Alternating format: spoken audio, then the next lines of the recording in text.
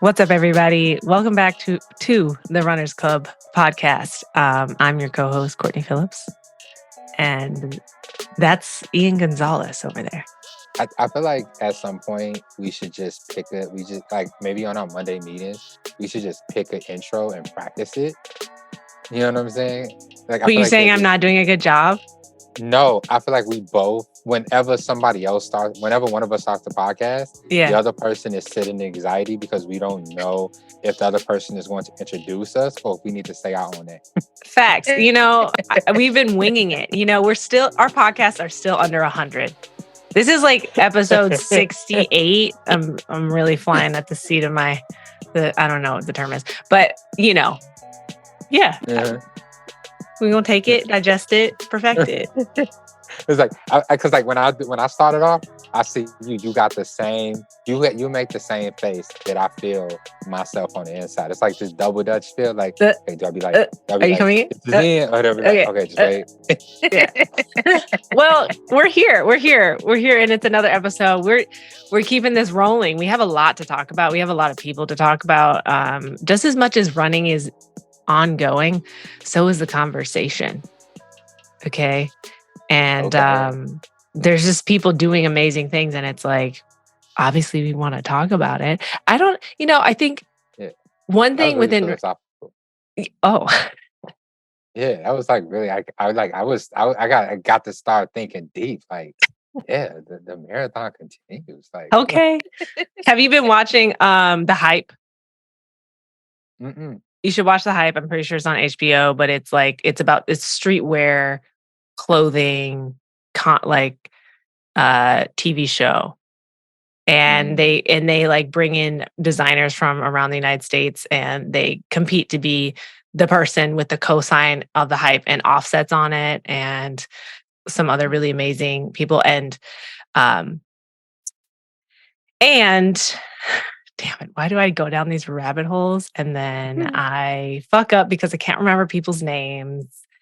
And the marathon continues. You talking about Black Sam?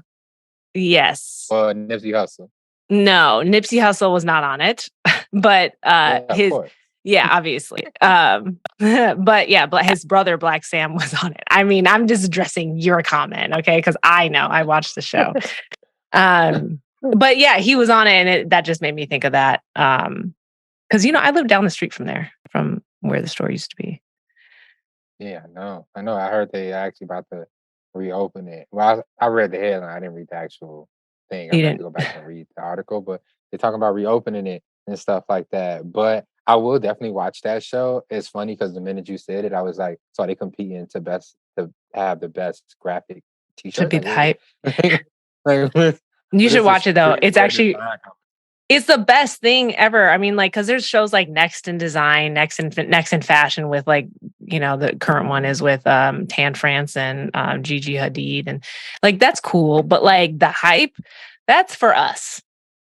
That one's for us. Okay. Great entertainment. Okay. It's real. It's down to earth. But yeah, Marathon was on it, and I was like, that's lit. I actually kind of just want to. And watching it, I was like, I should just buy their clothing, because I'm like, it applies. It applies. Also, my controversial it's not even controversial. My comment towards that though is that like life is like, I don't know, like to me it's more like a ultra marathon or like a triathlon, but that's just me.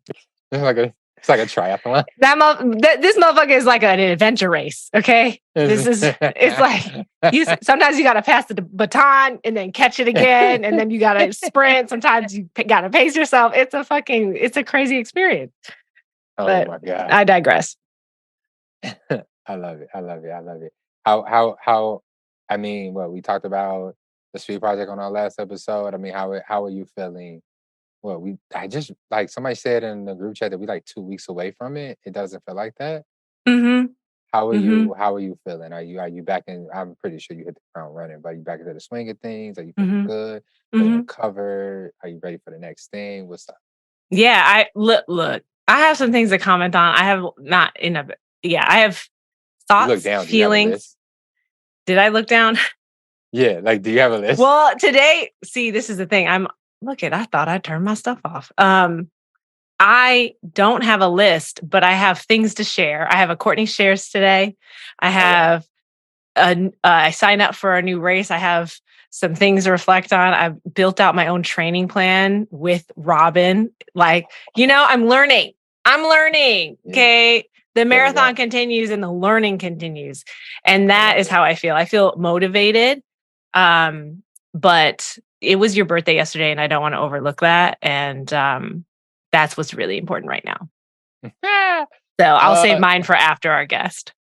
I mean, I mean, so you know this, but I'll share with the people. Um, I have a lot of why is my phone still doing things? That's what I said. I turned it down. Um, but anyway, yeah, I'm sorry. I don't have uh WhatsApp is very intrusive because it's only WhatsApp that says fuck my notifications, like me turning off my Every notifications, every my time. focus. WhatsApp just be like, so. But no, so I have anxiety asking people to celebrate my birthday. And it's probably Mhm. because I didn't grow up having a lot of like birthday parties and stuff like that. So I have chosen in my adulthood not to throw myself parties and be like, hey, y'all, I'm going over here to celebrate, pull up, da da da da da, because I will not enjoy myself until like the end Mhm. of the night because I don't know who's gonna show up. Everyone's gonna show up. We literally celebrated your birthday last year, and it was so I much had fucking nothing to fun. do with planning that. But that was fun. We was It was turned, fun as and then you hell. I turned it up really even liked more, it. and I was gone. I was in the bed, but I heard you got, you was Yeah, I was outside, out, and it was and I great. don't remember you leaving.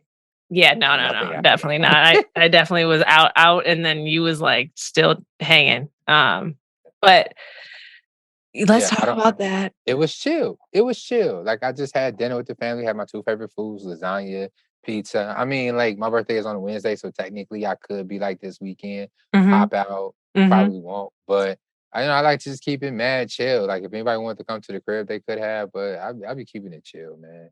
And I know it's a lot of people who, really love me and care about me who would be down to celebrate if I was doing something. Mhm. And this is a complete illogical fear, like it's all in me. I have no evidence to support this fear. It just stresses me out every time my birthday comes around. And it's like, well, what do I do? I just go with nothing because it's easier. I think that's a very common feeling.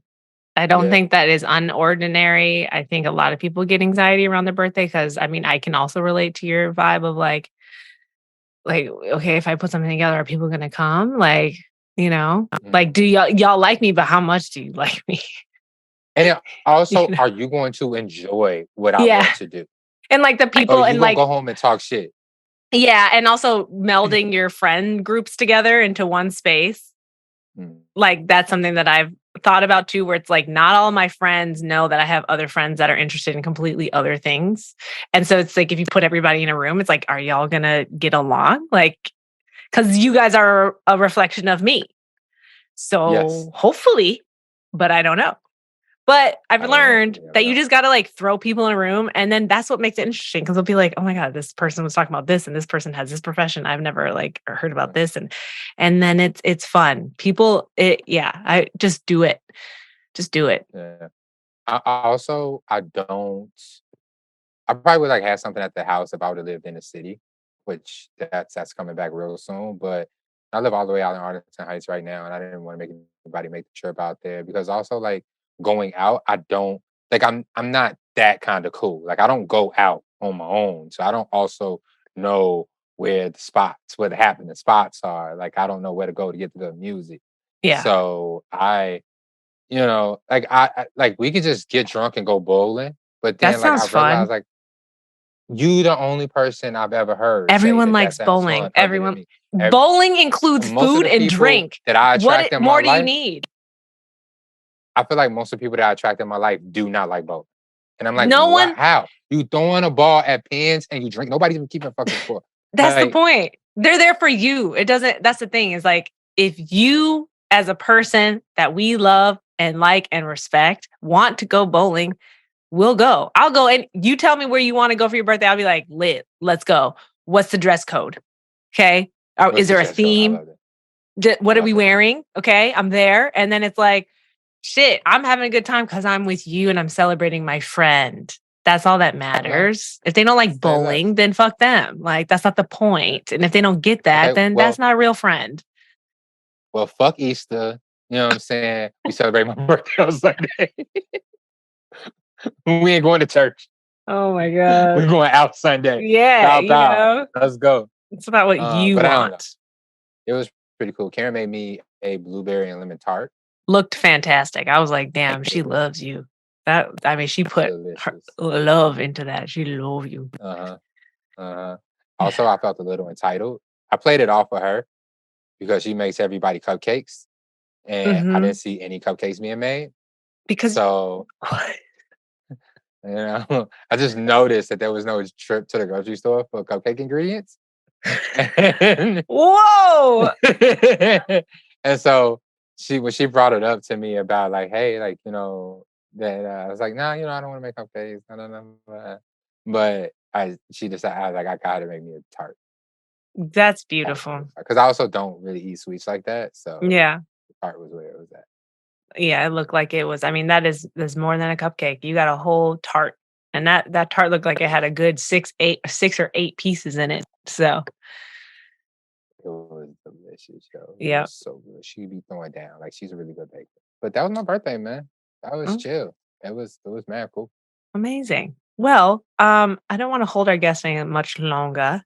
So we'll pause this here, bring in our guest, and continue this after that. Let's do it. All right, we're back, and we are back with Matt Cabel. Please correct me, because I'll go back and forth between the two. Cabel. Okay, Cabel. Yeah, and Matt Cabel is a good friend of Ian and I's. We met in Chicago, and you're a sub-elite athlete. You're an elite athlete. What is the category you put yourself in? Oh, I think we're having to go this to go. Okay, well, elite athlete. Okay, so do you consider yourself a sub-elite athlete or like an elite athlete? Like, where do you see yourself? Welcome in. Thank you. I feel like I'm at the cusp of like sub-elite to elite. I recently listened to Cam's episode yesterday, and so for him to I'm sorry. I'm so sorry. Yeah. That's okay. Right. Yeah. Okay. This is right. There's some issues in this one, but we're going to just keep pushing. Okay. So you said you're on the cusp. You listened to Cam's episode and he was saying that he's like, not quite there yet. He believes he's there yet. So I think I'm right there in terms of being with athletes that have trained in college and have trained seriously post-collegiately.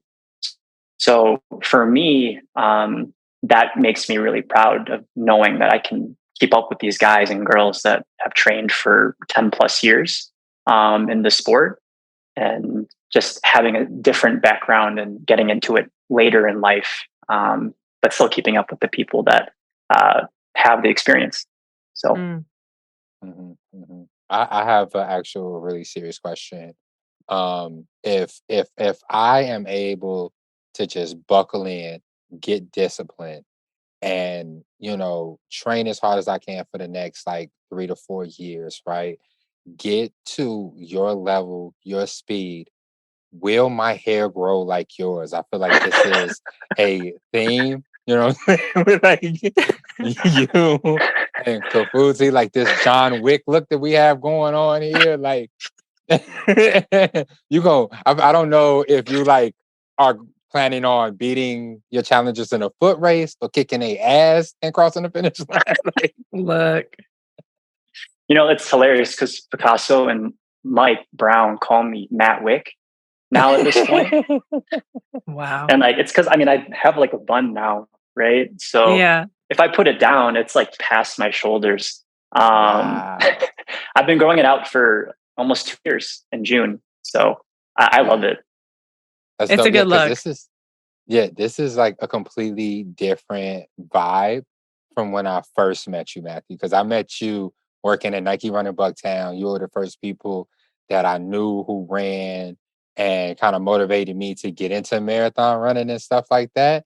And so it's Right. like, I mean, you like this before and after is dope. Like you went from I'm gonna have a home by 8 to she with me now.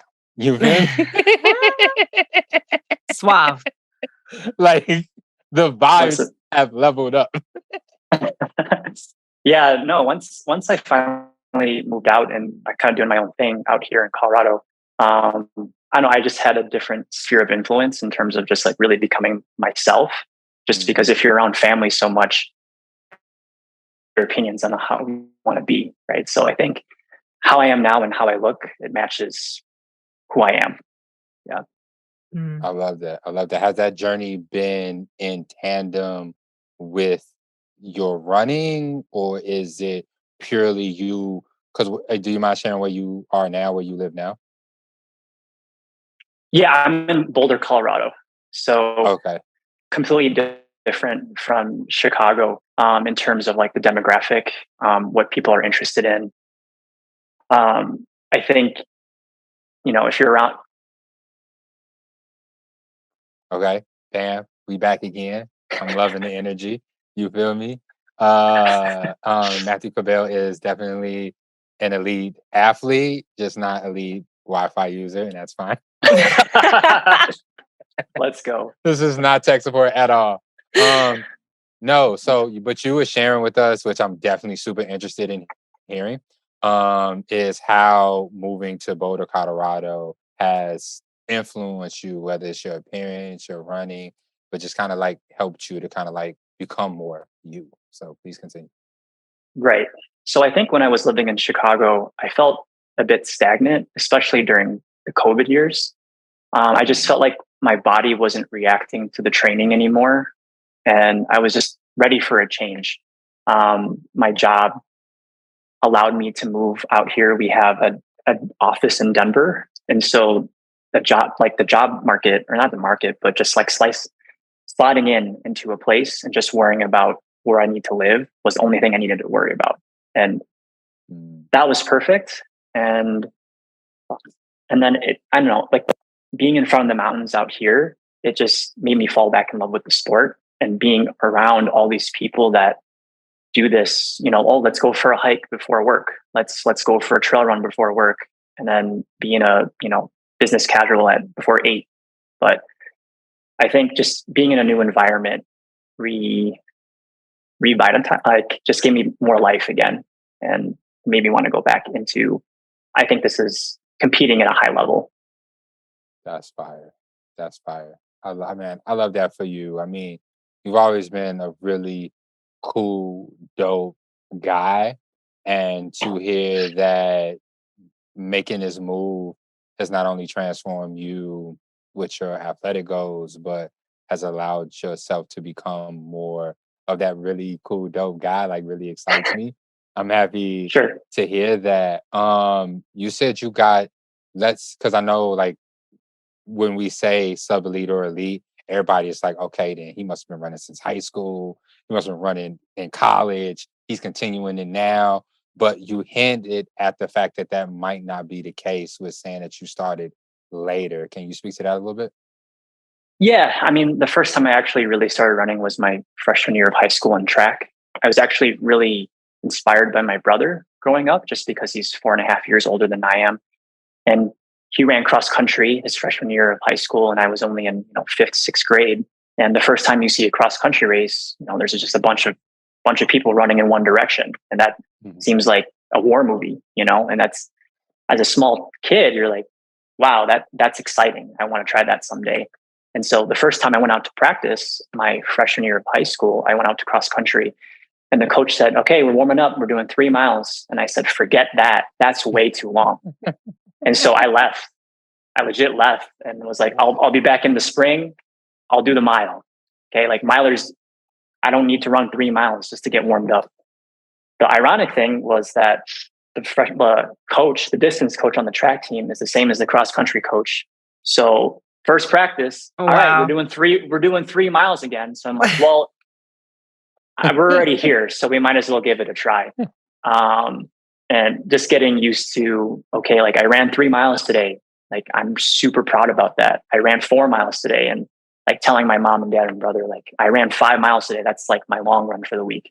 And so starting from there, like, and building community with my teammates, learning to love just the mundane process of going to practice, getting the miles in with your friends that just so happen to be running at the same time.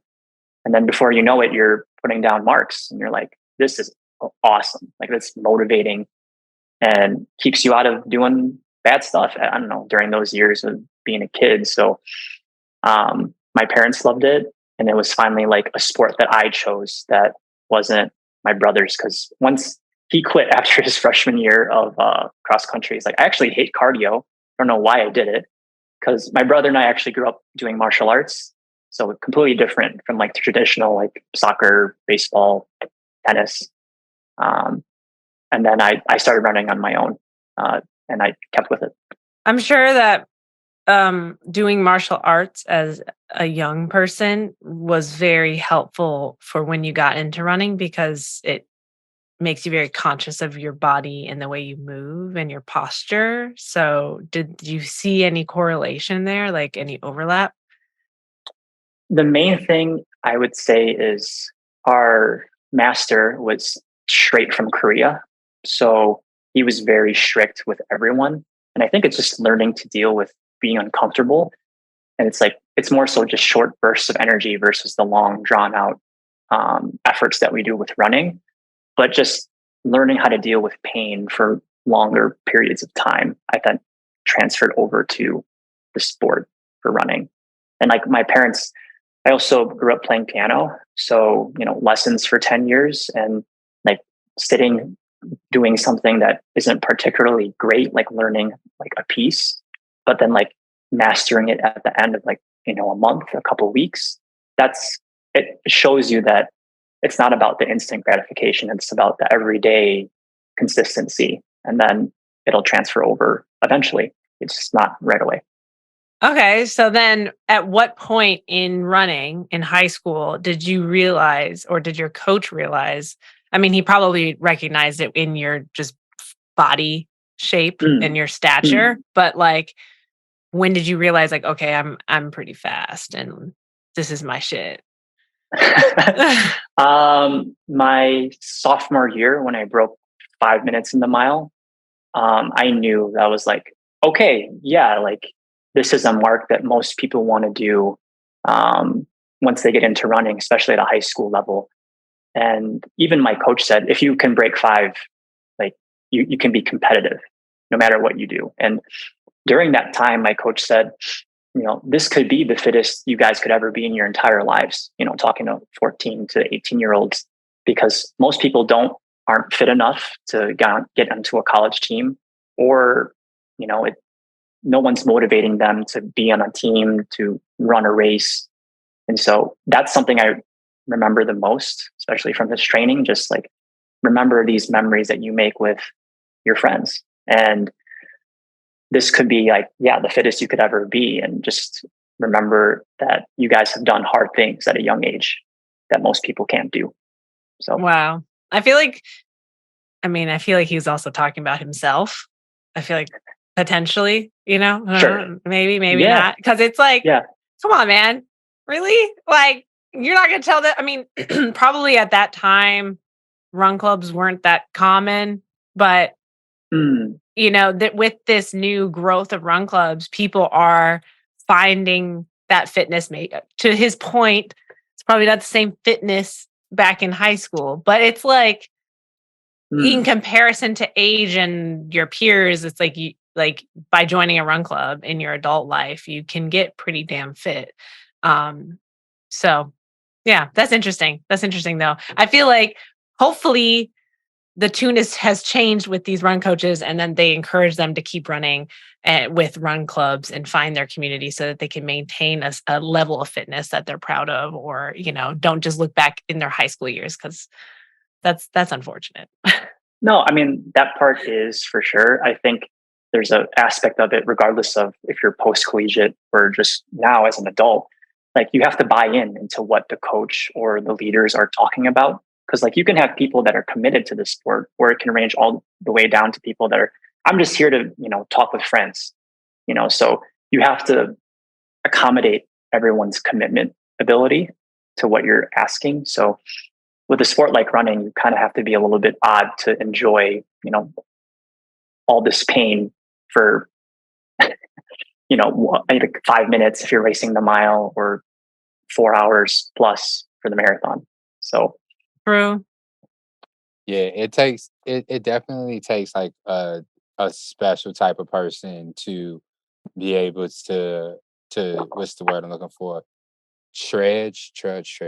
Endure. Endure. Yes, let's go with that one. That's in my wheelhouse.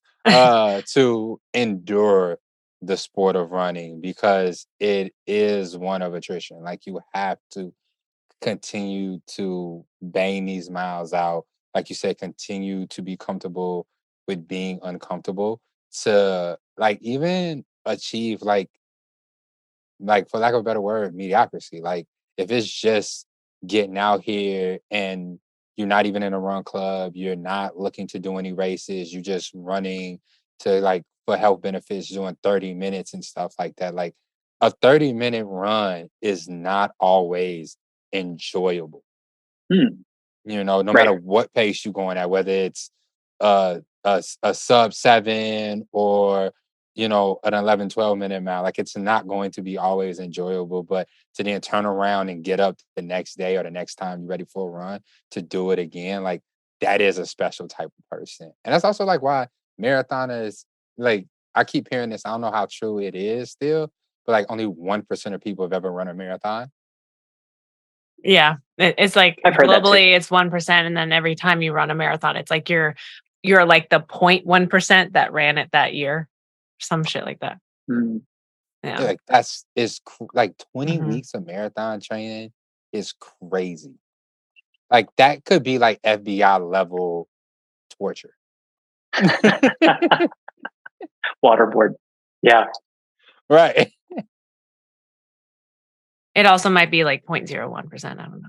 It's fucking low. There's very few people who actually want to fitness, activity levels, understanding that like moving your body is what keeps you moving into a longer living life is wild. But okay, so Matt, you have a tattoo that you add to on a regular, like when you achieve certain things, and Mm. that is Olympic qualifying Right. in your life. Yeah. And so when did that start? When did that goal start? Like, and what did you have to do like in the beginning to kind of get there? Was it easier at first? Did it get harder? Like, seemed like every ring that you have, is it you have the rings and then you color them in when you get Yes. there? Okay.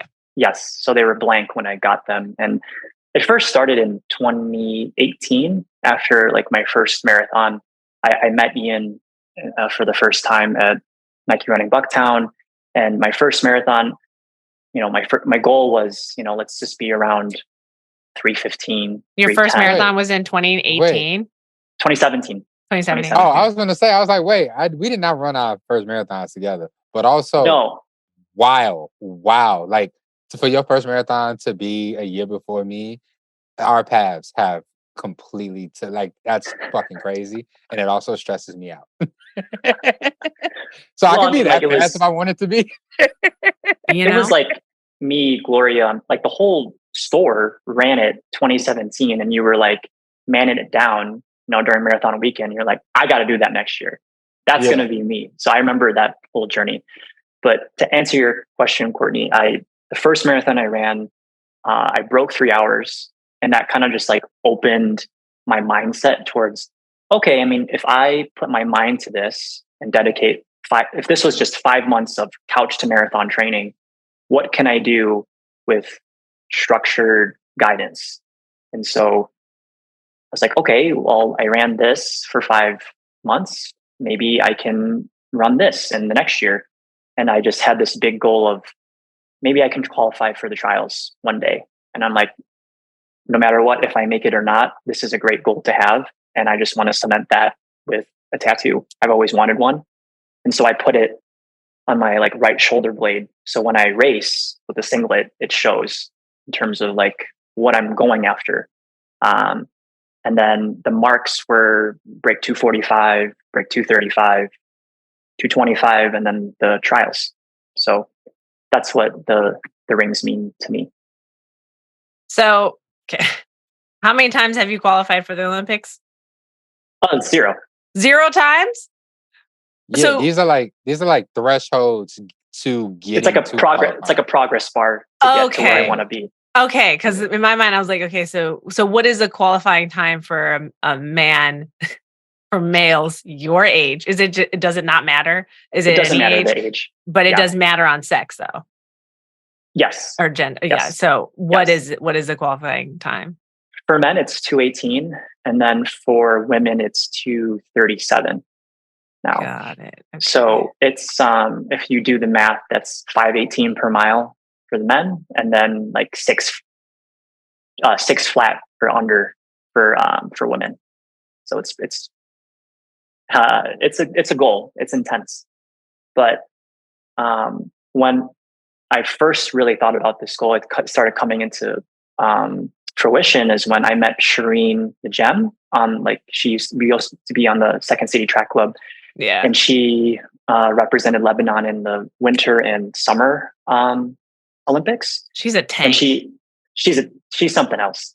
Yeah, and she runs for the wind runners now. She's crazy. My goodness. Yeah. Yeah. And so she's like, I'm going for 2020. Matthew, why don't you look into it for the Philippines? And it's just never crossed my mind that way in terms, I'm a US citizen. I just think, why not try to make it to the trials for the US? And so I started looking at the times for like active Filipino runners. At that time, I was number 3. Like, oh wow. So I ran a 2:34, and that's my current PR. But the first number 1 and 2 were only 2 minutes ahead of me, and so I was like, if I get close enough to 2:20, why can't I negotiate or debate, like put me on your team, like put me on the Olympic team. And I'm getting more comfortable talking about it now just because I'm surrounded by literally Olympians outside my door. And to be surrounded by like-minded people, that doesn't sound too crazy anymore to want that dream. It's like, okay, I belong here. I'm putting in the work just like them. Maybe they've been working a little bit longer, but why can't I do the same thing? So that's wow. I also love the fact that you said couch to marathon, and I did a sub too. I like, what couch did you get off of? Okay. Love sack. The different type of couch.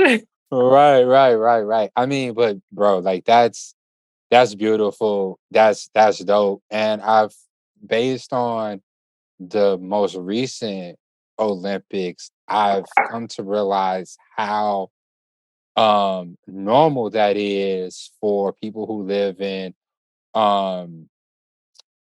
countries where it might be a little bit more competitive, in the sense that there are a lot of people trying to get on that country's team to like kind of go to the country that represents their culture and stuff like that, which I think honestly is super fire and stuff like that. Like, I know another runner who's doing a very similar thing, and America being a country full of immigrants, like they're like, unless you are Native American, you know what I'm saying, you're an immigrant, and to be able to step out and represent like your family's culture on a world stage like that is fire, because it takes you back to what your roots are. When you do make the Olympic team, will you have to go and actually train in the Philippines, or will you still be training in Colorado? I mean, there's a lot of Kenyans, Japanese runners that are based here in Boulder, but they still represent their country. So I don't think there's a requirement. I think it's just what your passport says, who you can compete for.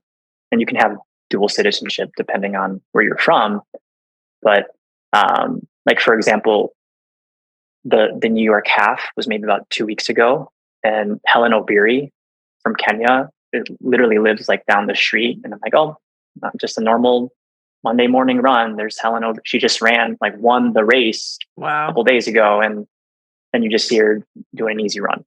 And so it definitely makes these people more normal, more human, because you just see them on a more regular basis, and they're just like us. They're just like us. Just they've been training at such a high level for so long that their normal is unreal to us. So it's like it seems like it's very common because of the altitude and like the mountainous landscape that it's like Boulder and then Flagstaff, Arizona. Yes, those are right. Like those the two. Like I went hiking down the Grand Canyon a couple years ago, and on our way, we like saw like an elite athlete just like running from her morning run up the canyon, and I'm like, what? And it's like, that's wild. That's crazy to me. I mean, the altitude is the main reason why it's attractive to be here for endurance sports. So you create more red blood cells, right, to accommodate for the lack of oxygen in the air. And then also there's just a bunch of dirt trails versus concrete, and that saves your legs from all the pounding. As much as I love Lakeshore Drive and the Lakefront Path, like after some time, that's going to ruin your legs.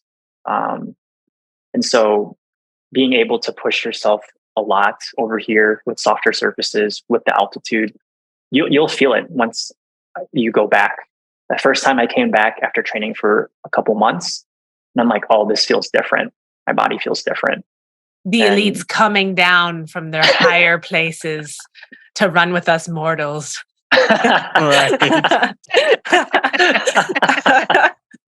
love that. I cannot wait until I get fast enough to be able to go out to Palos and not be out there for like 3 and 4 hours for a simple run. Because that's the only reason why. That's the only reason why I choose to go on the lakefront versus going to the trails. Because my easy to stay in what that zone 3 heart rate, I have to drop down to like an 11-minute mile.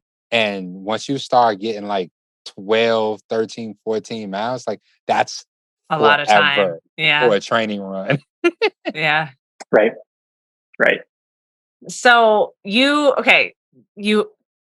crushed a lot of your own personal goals. You're now in this new place that has challenged you. I watched you move. Like so because like you said, we just talked to Cam. Like he moved to LA like around the same time, but then like you were moving to Boulder, Colorado around the same time. So like I was just watching all of our Instagrams, like and kind of comparing our situations, and a lot of it was very similar. But I just remember like relating on just obviously on a different level, but like the hills and watching you for months, like just talk about how like you were out of breath. You were like moving up these hills in a different, like these mountains in a different way. Like it was like a transition for you. And then all of a sudden it was like the clouds parted and you caught your stride, and it was like, okay, Matt is moving right now and he's like in it. And it seemed like you found your community. And now like, how are you, like, can you kind of just take us through that transition? Yeah, sure. I mean, going to a place that you don't really have a support system, you're just kind of winging it. That's tough. I mean, starting over is tough. And so I guess learning how to be alone, learning how to fill that time with yourself and your thoughts, and making new friends as an adult is just hard. If you don't have a running community or just some sort of passion outside of your work, you're not going to be making friends. Like you need a way to be social. And so community takes time. And I think you can meet new people like just on the mountain, because I've met a couple of friends even just going for a hike. I'm like, I'm not going to let myself not experience like life out here just because no one has asked me to do something. So I'm going to do it myself.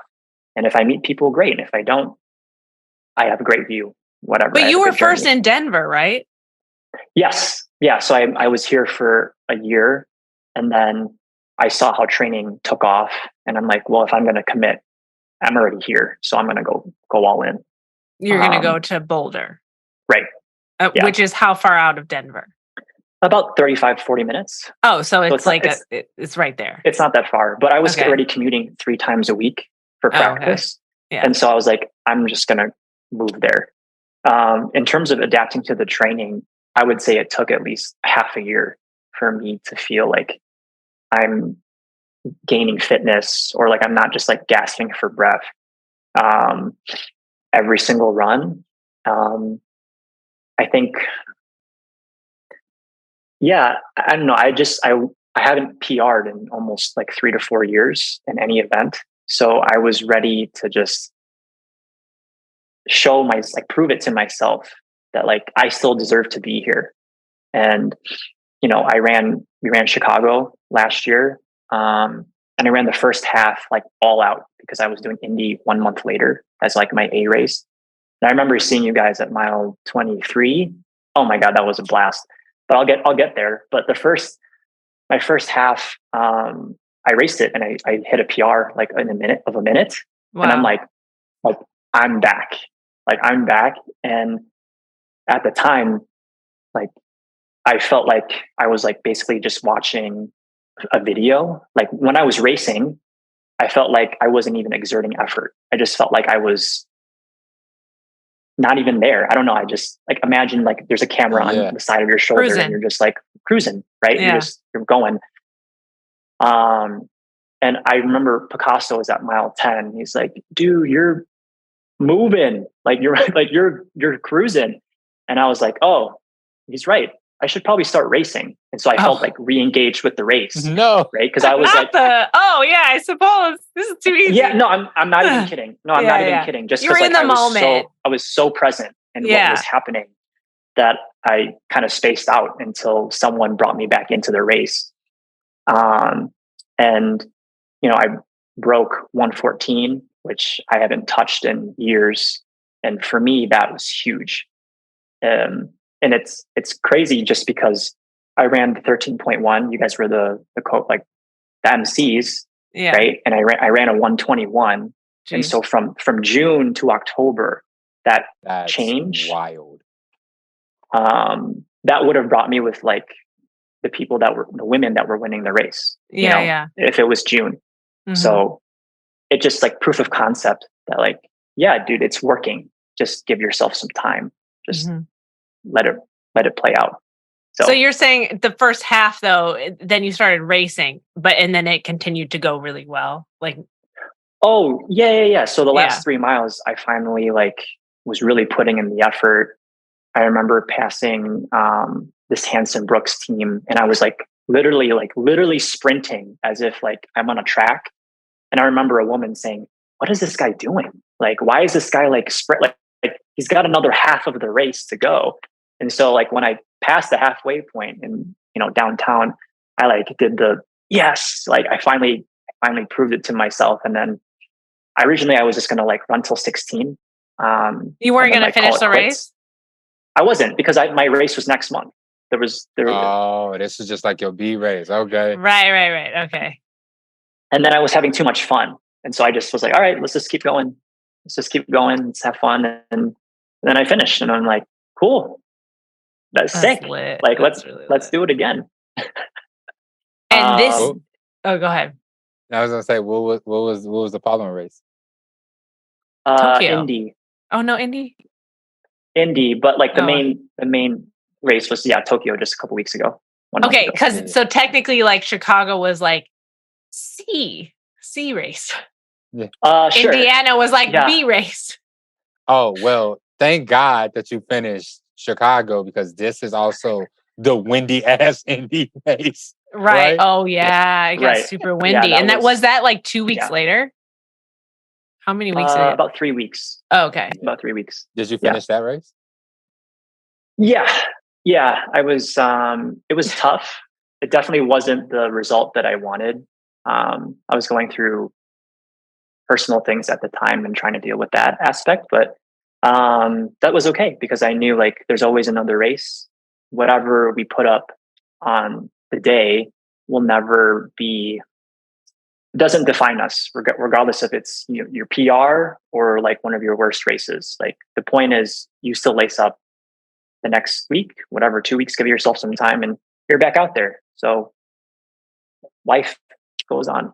So yeah, but like also like that was a fucking ridiculous race. Like, what was it, like 20, 30 mile per hour wind?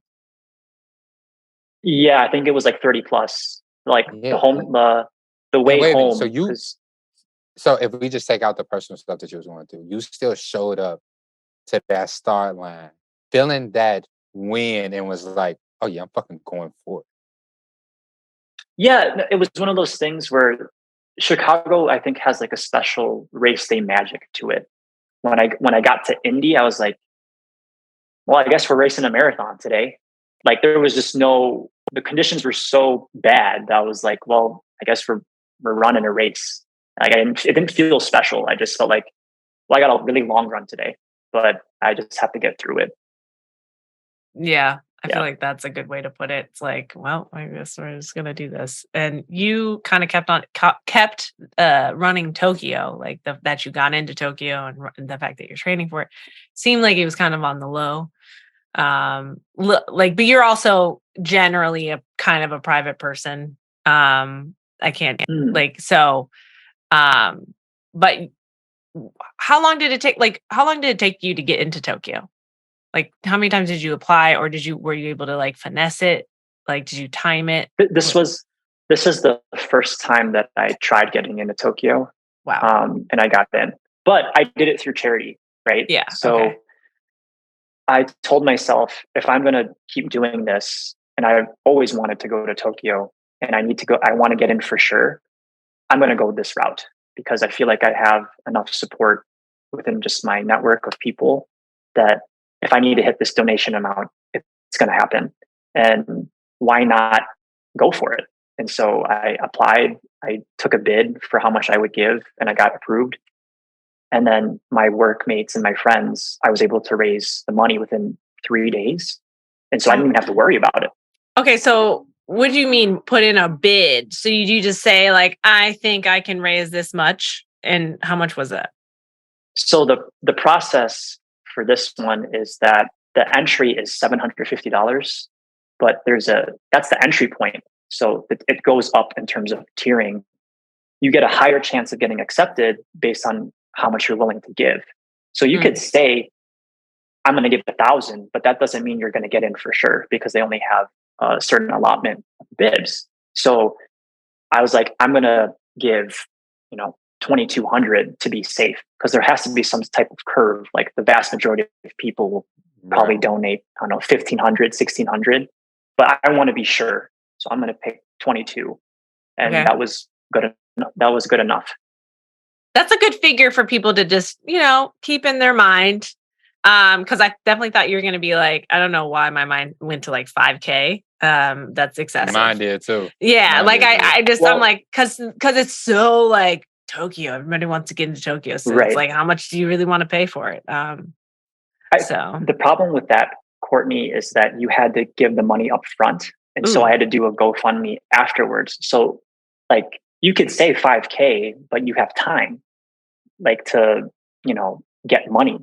But here, if you don't have the cash up front, then it's not going to happen. So that's how they get you. Yeah. Well, that's cool because then that's good also to know. keeps the number in a respectable space. Yeah. Right. Because people could just be like, "Oh, I'll do $10,000. Yeah. Give me a bid." Exaggerating as hell and like blowing each other out of the water. Yeah. That's great. That's good to know. Cause I mean, I think that at least for me, I don't know about you, Ian, I just feel like just the idea of getting into Tokyo is just such a thing where it's like, it'll happen sometime in my lifetime, but I don't know when that will be. So to know that you can maybe put up 2,200 and then like get in, like that's not outrageous. Yeah. I would personally I'm intentionally saving Tokyo for my last one because like that's a place I just want to go and be. It's like I want to spend time there. I want to show up like maybe a day or two before my race, focus on the race, and then afterwards do everything I can on that island. Right. Yeah. Right. Because Right. let's talk about race day for Tokyo if we can, because I also want to hear about, because I feel like that's exactly what you did, was you went and raced and then you went and saw Japan and all they had to Yeah. offer. What did you, how early before the race did you get in? I got in. So the race is Sunday morning. I got in Thursday evening their time. So about 2.5 days. I will tell you that if you want to race an international event, you got to get there almost like a week beforehand. If racing is what your main concern is, if you want to travel and have a vacation, get there 2 days beforehand, because the jet lag is a killer. I mean, 15 hours is a really long time away, and I didn't appreciate that beforehand. And so my parents and I would, we'd try to sleep 10 p.m., 9:30, and then we'd be up at 1:30 just because of the jet lag. And we talk for an hour, we just hang out. And then collectively, we probably only got like 4 hours of sleep each night, just because we're so excited to be there and we're in freaking Tokyo, So breakfast would start at 6:30. And so we would just start the day and be touristy. For those 2 days, the expo was absolutely nuts, just because they're still very strict with COVID over there and their protocols. So I would say 98% of people are still wearing masks, and they make you walk, like imagine McCormick Place, but you have to walk through every single room because they want to space everyone out, and they force you to walk basically a mile or two just to get through the expo. So it's just a lot of time on your feet that you weren't expecting. Right. But you want to talk about the race, like the race day? Yeah. No, I love it. But this is let's get all into it. really good information. Like, because like part of the reason why we're having you on too is like we want to know about your experience, but then like this is information for people who are also looking to run it. So it's like even these little bits of like nuggets of like get there a week ahead. I'm thinking yes, so I can sleep, maybe get in a massage. Like right away, so I have some time in between, like, and even like the expo information, it's like, okay, that's interesting, but like say if we do it in the next 5-10 years, that'll probably look different, obviously, but like that, Maybe that's it. Yeah. Maybe Yeah. he says yes. But That's a good point. it makes sense, because like even Karen is talking about doing like an international race and stuff Yeah. like that. And as we talking about planning out her year for, what run she want to race, what things she want to do, how would this, because I don't think she's trying to race that race, but it is like really close to Chicago, I think by like a week or two. So then, like you said, with the jet lag thing, like how would that affect her body going and coming if she's trying to actually race Right. Chicago? Right. No, Right. I love I that. mean, the transit system did is you? perfect. But Like in terms of getting around, everything is numbered, color coded. Imagine like the L system that we have in Chicago, but 100 times cleaner. There's the workers are super polite. No one talks to one another on the train. Completely quiet. Like it was just different. There's just spick and span clean. There's no smells. You're just like, wow, this is a crazy transit system that's never late, always on time. And just people take their jobs very seriously over there. You can just tell, like the respect that people have for one another. So like, like if you buy something, like you always give something with two hands. You give the cash with two hands. You give the card with two hands. If you buy something at the grocery store, they give you the bag with two hands. So like it's a like acknowledgement system that I really admire, that like we see you and I acknowledge you, and just that mutual respect. I think you both would love over there. I do love that. That sounds pretty cool. 'Cause like I was watching Kafuzi's recap, and he was talking about how, he realized that you don't see people walking and eating and stuff like that, like Right. just up and down the No. street, because there's no garbage can in sight and stuff like that. Right. So like when he was doing it, he would have to like carry all his trash in his pocket until he got back to his room and then throw it away and stuff like that. And it's funny because like in my mind, I'm thinking here on the south side compared to the north side of Chicago, like there's trash cans on just about every corner, right? And the north side, of course, not in comparison to Tokyo, has way less trash on the street than here on the south side. I'm thinking like we need more garbage cans on the south side. Like that's the answer. And then Kofuzi says, well, there's no garbage cans in Tokyo.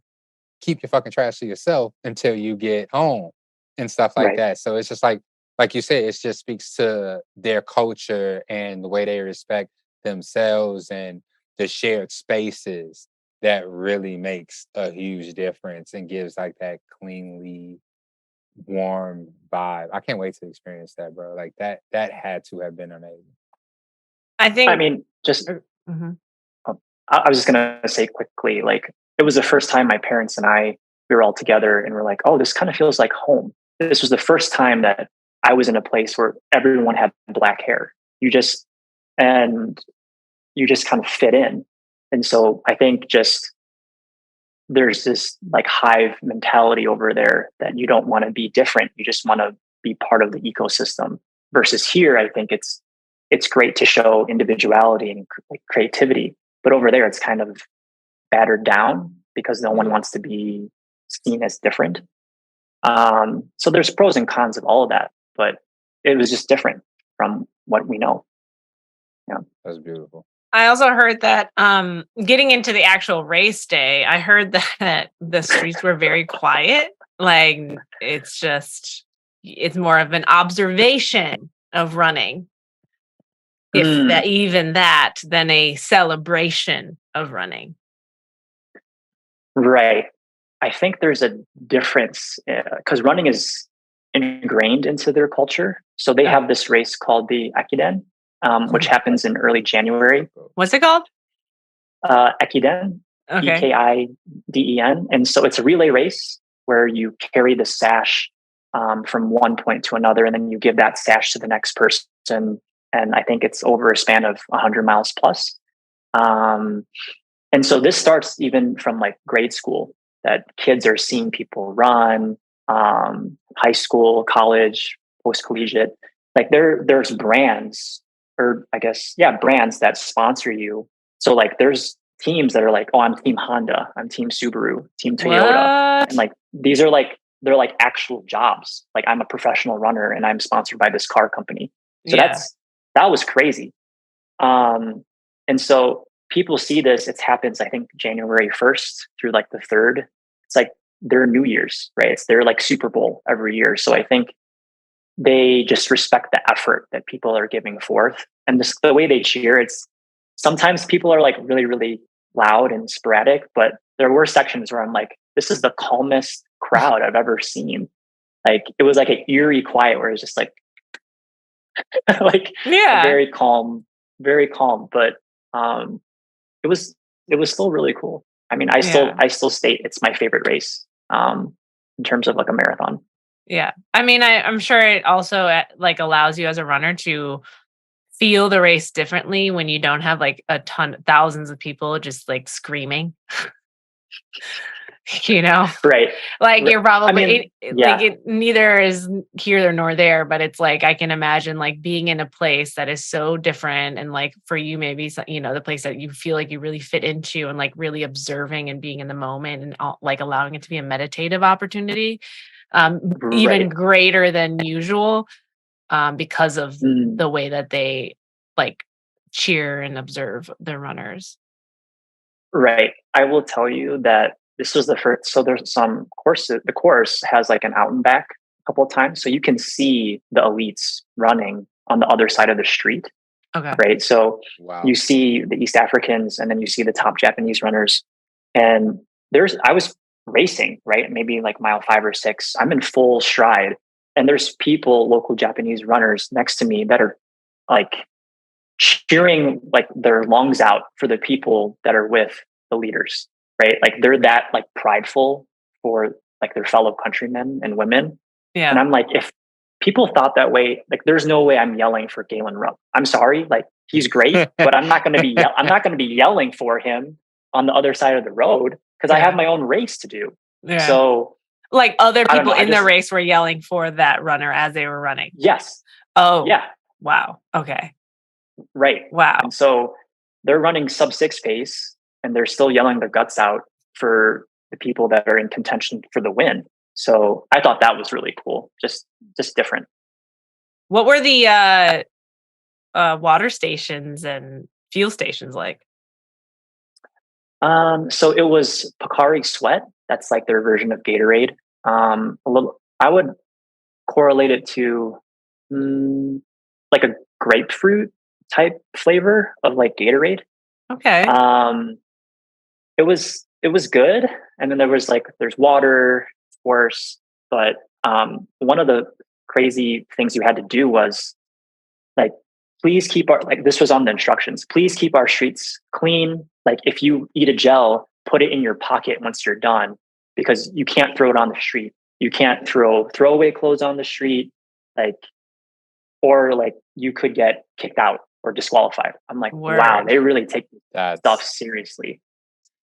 And so wow. I ate a gel and I had to put it back in my pocket because, I'm the guest. I can't, if I was in Chicago, I would feel like, okay, this is home, whatever, I don't care.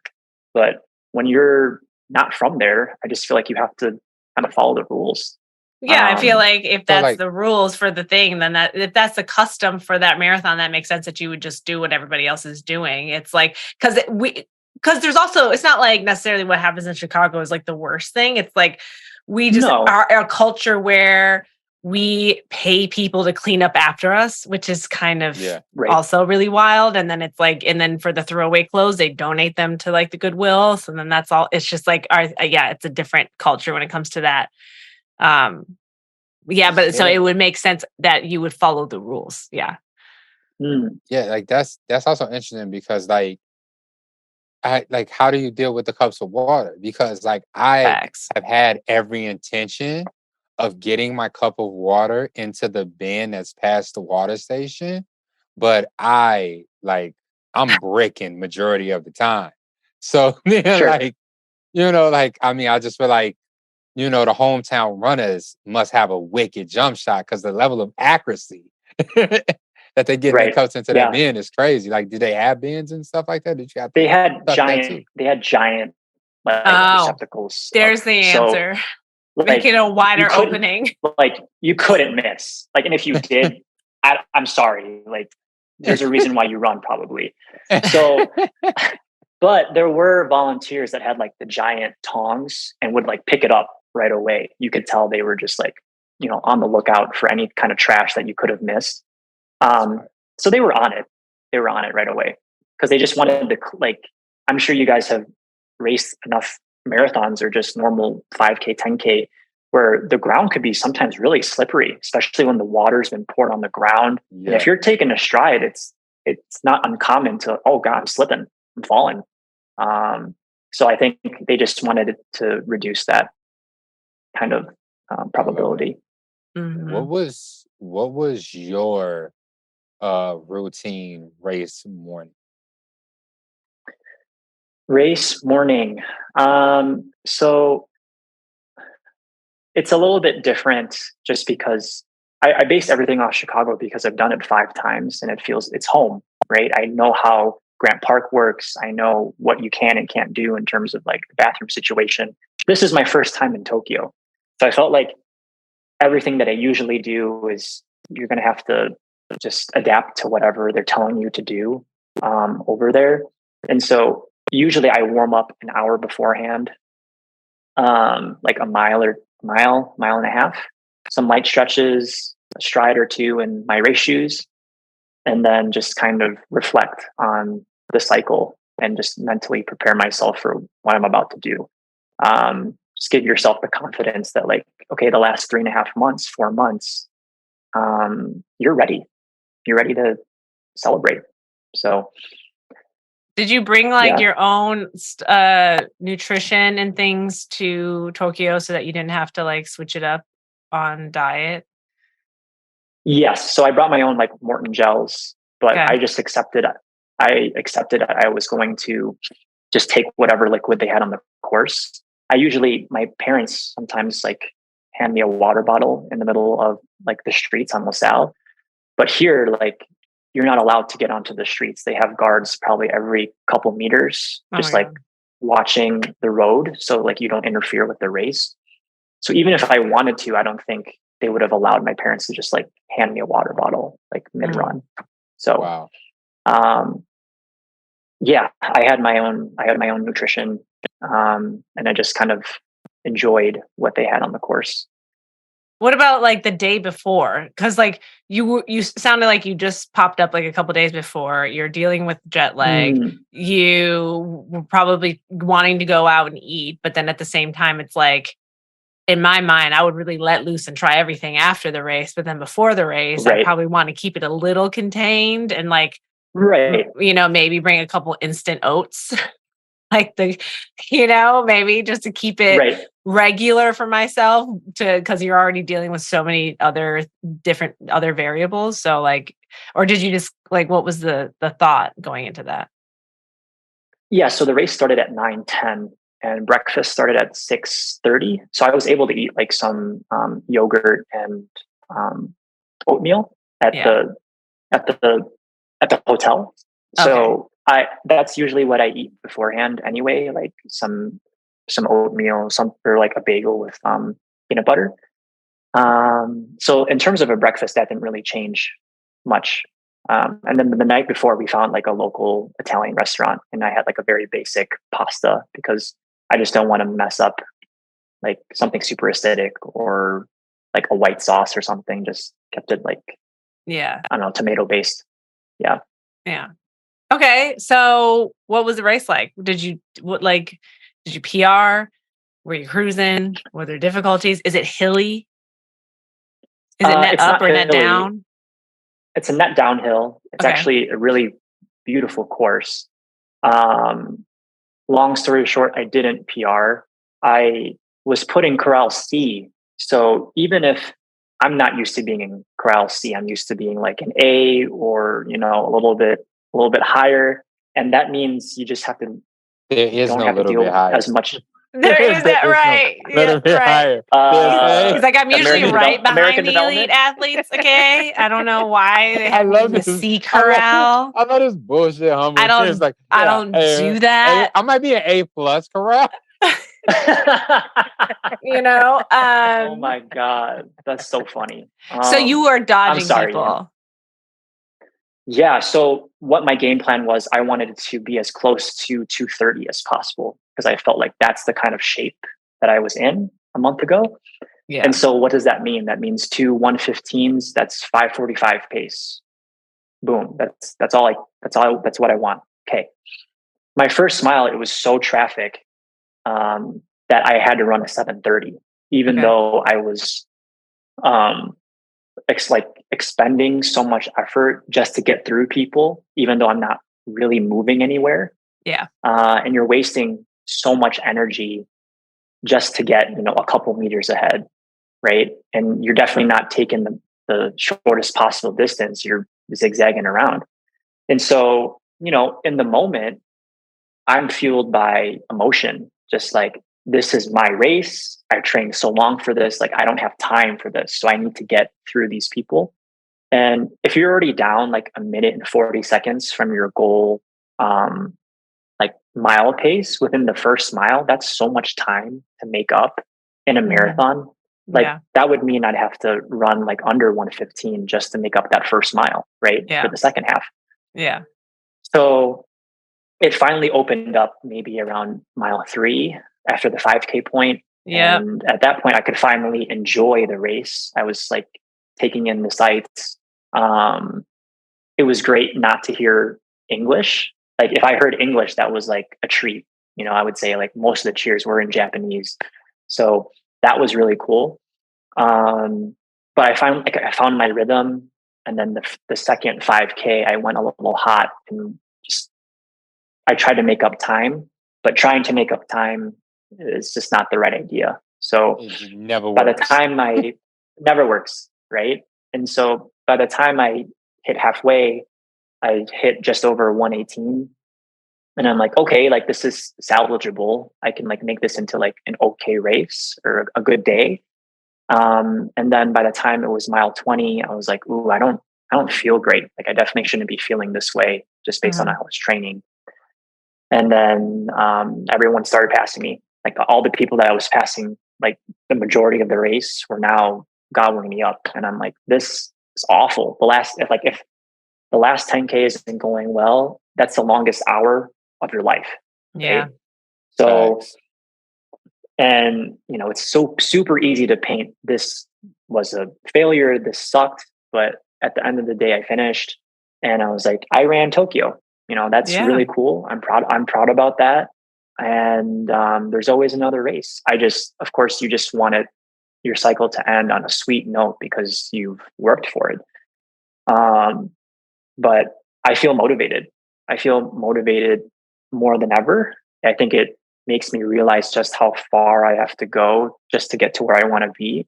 But it's not deterring me from the choices that I've made to be here. So if anything, it affirms it.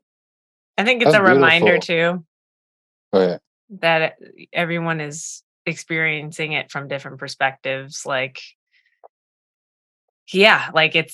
you're, in my mind, you had a perfect race. Like just from, just if I looked at time alone, it would be like, God damn, he probably had a great time. He was there with his family, et cetera, et cetera. But everyone, I think as human beings, we just have to acknowledge and respect that we as individuals are going to experience things from our own lens. And that is okay. That is the truth of you and your experience. And so you admired me, or I'm sorry, you inspired me. My words are getting jumbled up, but ultimately for running Tokyo and just doing what you do. I'll never perform at your level, but you are very inspiring. And so I think even this experience of seeing you, hearing you speak through how it didn't end the way you wanted to, I think it's okay, well, you kept a good positive energy with it. You also dealt with the people in the beginning that we all fucking hate. We all hate the dodging.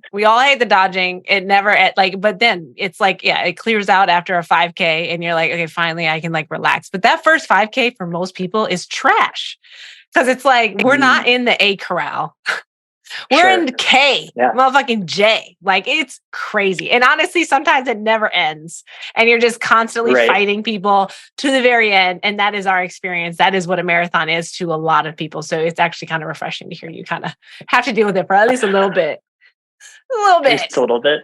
Yeah. I love it. No, I get that. It's funny because, my parents are trying to ground me. You just ran Tokyo, you should be proud.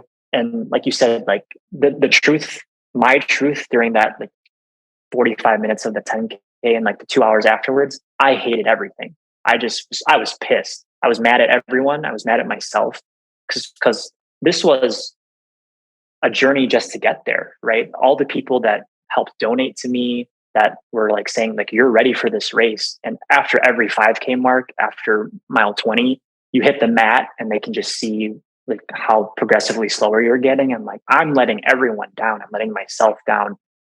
But, you just have to sulk in that for a bit and then you move on. So I think it's okay, no matter what ability level that you are, you can be upset because you care about it. I think that just means you're passionate, and that's a good thing.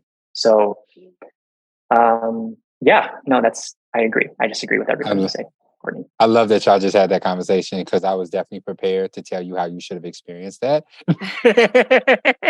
I was straight finna pull your parents and be like, this is what you should be focusing on right now. But I love that, man. I love that.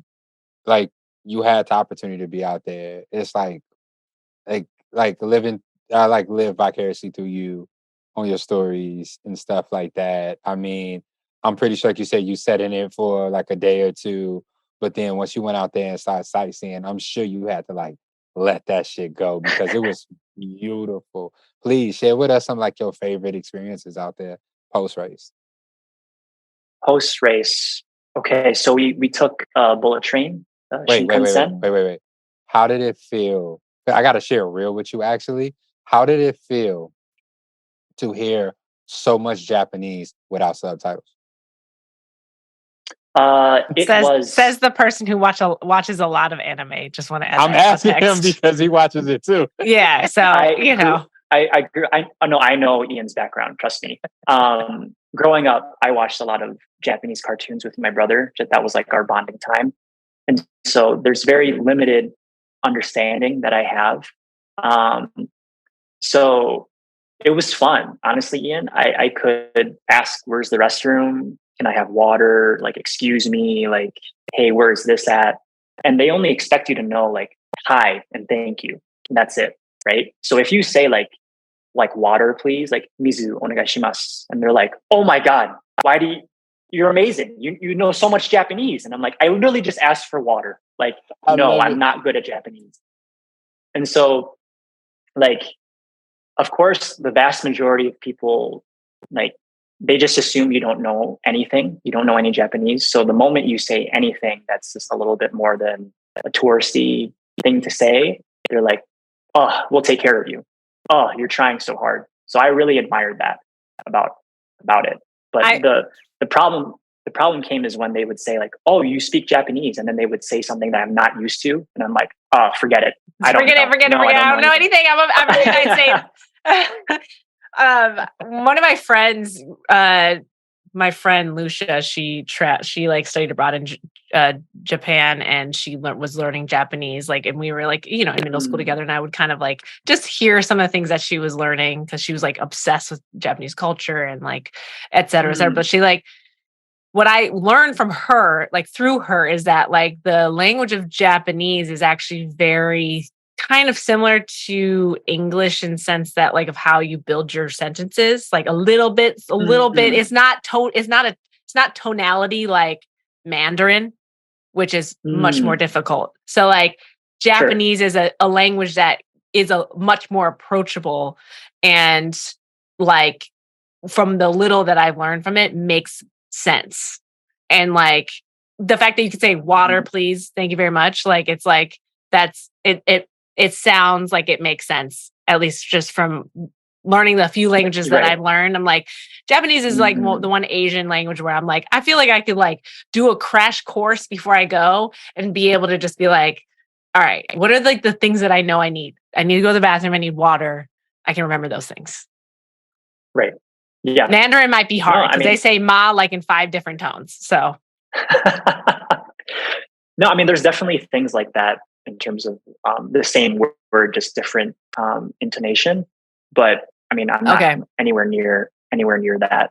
So to answer your question, Ian, it's hilarious. It's fun, like to just feel like I have no idea what's going on, and that's exciting in this culture. So you're asking like, what was one of my favorite things? So yeah, we took a bullet train south to Osaka, which is like the second largest city in Japan. I would relate Tokyo to like the New York, but of Japan. And then Osaka is, I would say it's like kind of like a Chicago, where it's like people are a little bit more, well, no, they're not. I can't say that the same similarity, because everyone in Tokyo is like super polite, super clean. And then it's like a little bit more rough around the edges in Osaka. So like there's a lot more people that they're not wearing masks. They're definitely wearing like more non-traditional clothing, because everyone in Tokyo like wears a suit and tie, trench coat, like they're going to an interview every day, right? And like that inspired me into like, dude, I gotta dress up. Like I'm lacking over here in the States. And Osaka it sounds like Osaka's like Tokyo's Midwest. I get it. It makes sense. Yes. Yes. And then we went north to Kyoto, which is like the older, where much of the architecture is still from a certain time period. I'd be lying if I told you what the right like Edo period or whatever. I'm going to be wrong. But that's the exact same period that popped up in my head. Yeah, I mean, there's just like, it's cool seeing shrines integrated into just modern architecture. So like people are just going to work, leaving work, And then there's all of a sudden, like there's a little footpath, and then there's just a giant orange shrine that people pray to on a regular basis, right? So I think one of the best things that I enjoyed was there was a hike, Mount Inari, and there's like 10,000 of these like red gates that are lined up along the path that goes through this mountain. And so there was a lot of people wearing like full get-ups, like yukatas and kimonos, as if like maybe like a coming of age type ceremony, or like they're on a date with someone. And so people would be wearing the full get-up, and they're still wearing the wooden sandals, right? And like this is a 3-mile hike. Wow. I cannot imagine wearing platform shoes trying to get up this mountain. But wow, I don't know, maybe their level of dealing with discomfort, I applaud them. So also, you were right. Most of it is from the Zuchi Momoyama period and the Edo period. So, you know what I'm saying? Shouts out to you. Thanks, Ian. Yeah. What else? I think that's it. I mean, I enjoyed all the food. I was gonna say, any like highlighted food moments? I really like eel. So I don't know if you guys have tried eel before. There's like this box that it's like a grilled eel, and most of the restaurants there, they're like, oh, this has been open for 5 to 6 generations, and this has been kept in the family. And so, whatever you're paying for, this is going to taste the same thing, like from 100 years ago, over 100 years ago. Just the quality of service, the food, like cliche ramen. I'm like, why is ramen here only $7? But in Chicago, this would be 25. Right. This is wild. That's dope. And then because it's like an island, the seafood is probably like so freaking fresh. You can just taste the ocean. Yeah. There's this place called Tsukiji Market where usually if you ask like, hey, where is this fish imported from? Like if you go to like a nice Japanese restaurant in the States, they're like, oh, it's from this market. So that's something my dad really wanted to visit because he's a big foodie. And so to know I was like there and experience the food. It was just everything you could ever want. It's there for food. So Are you an only child?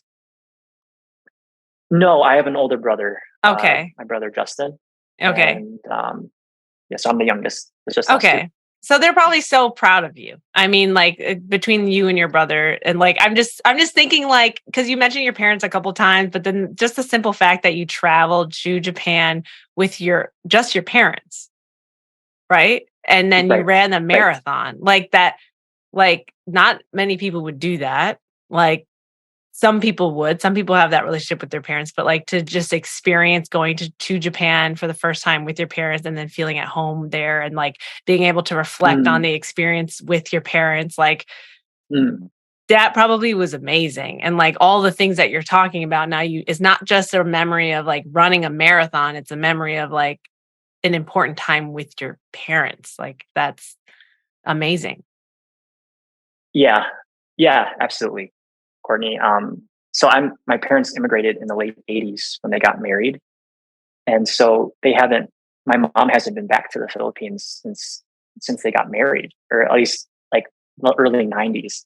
So she hasn't been home in a long time. Like I see now as an adult and living out here, like I understand how hard it is just to make a living. I understand what it takes to just raise a family.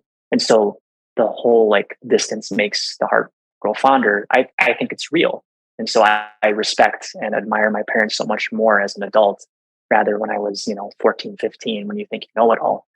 But to be able to share that experience with them in Tokyo, and I tell you, the first night that we got there, we took different flights to get there, and we met at this restaurant for dinner. And like we ordered food, it arrived, and I held both of their hands and I said, like, we made it. We did it, and like that was a very like core memory of the trip to me, because I know it was just us in this foreign land, but like we're happy because we're together, and I love that. Yeah, I just wanted to at least ask about it because that's really special. And I'm happy that you were able to experience that as your first time, like being there. And my last question, because I know we're coming up on time, No but worries. have you ever thought about, is there a marathon in the Philippines? There is. The problem over there is that the lowest it gets for temperature is like in the mid 70s, and the humidity is like 100%. And so it's not really something that entices me to run through something. There's a reason why there's not that many marathon runners over there. Just structurally, the way the roads are built, it's just road. There's no safe spot for like a sidewalk to run on. So it's mostly highways, but the weather, I remember my dad saying, like, growing up, he'd be in the shower and he'd be sweating. So like that doesn't sound fun. Whoa. Okay. Well, I feel like what are you, now that you've done this big thing, what are you doing now? Are you still looking at like Olympic qualification? Are you like looking at another race? Are we going to see you at the Chicago Marathon in October? What's what? So I told myself I have 5 years to be the best version of myself for the 2028, right? LA games. And just is it going to be in LA in 2028? Yeah. Okay. Yeah. I didn't know that. Yeah, right by you. So I still want to have a life outside of running and still, hopefully have family one day. And so if I keep pushing this off just because I want to compete, there's just other things I want to do. And so this is the time frame that I'm giving myself. Like, can I hit the goal time within the next 5 years? And our national record is 2:18:47 or something like that. And if that could change, like if I could hit that one day and change that, be part of history, I think that would be something really special. But in the meantime, I have Berlin in September. So I'll be training for that. And right now I'm just focusing on the 5K and the 10K on the track. Nice. That was beautiful. How old are you? 28. Yeah, love. Still young. Okay. I don't know why I thought you were already 30. I don't know why I thought that. I'm pretty young. That's cool. Okay. So 5 years, you're going to be chilling. It's a great time to start a family. 33. I see it. It makes sense. Listen, Matthew, bro, thank you. I appreciate you for coming on and sharing your story with us, sharing your experience. Anytime, please pop back on, share more of us. We are rooting for you for the Olympics to get into those games. Like, definitely want to fly out to LA to watch you run. So, you got all of the support from Chicago, most definitely. Mm-hmm. Thank you. Thank you so much. Appreciate it. If you want, share where people can follow you so they can also experience your journey and watch you make this dream come true. Sure. I'm just on Instagram. I have Strava. You can look up Matthew Cabel if you want to follow me on Strava. And then Instagram, I think, is just_Matthew C. So that's where you can find me. That's Cabel. Just so people know. Yes. Okay. Yes. Sounds good. All right. Thanks, Matt. Thank you. Thank you so much. Peace. Bye. That was great. Thank you, Matt Cabel. He's a solid guy. His energy is very calm and peaceful. He's just, yeah. I appreciate him. I appreciate that energy as well. But y'all, welcome back for the world's longest running podcast.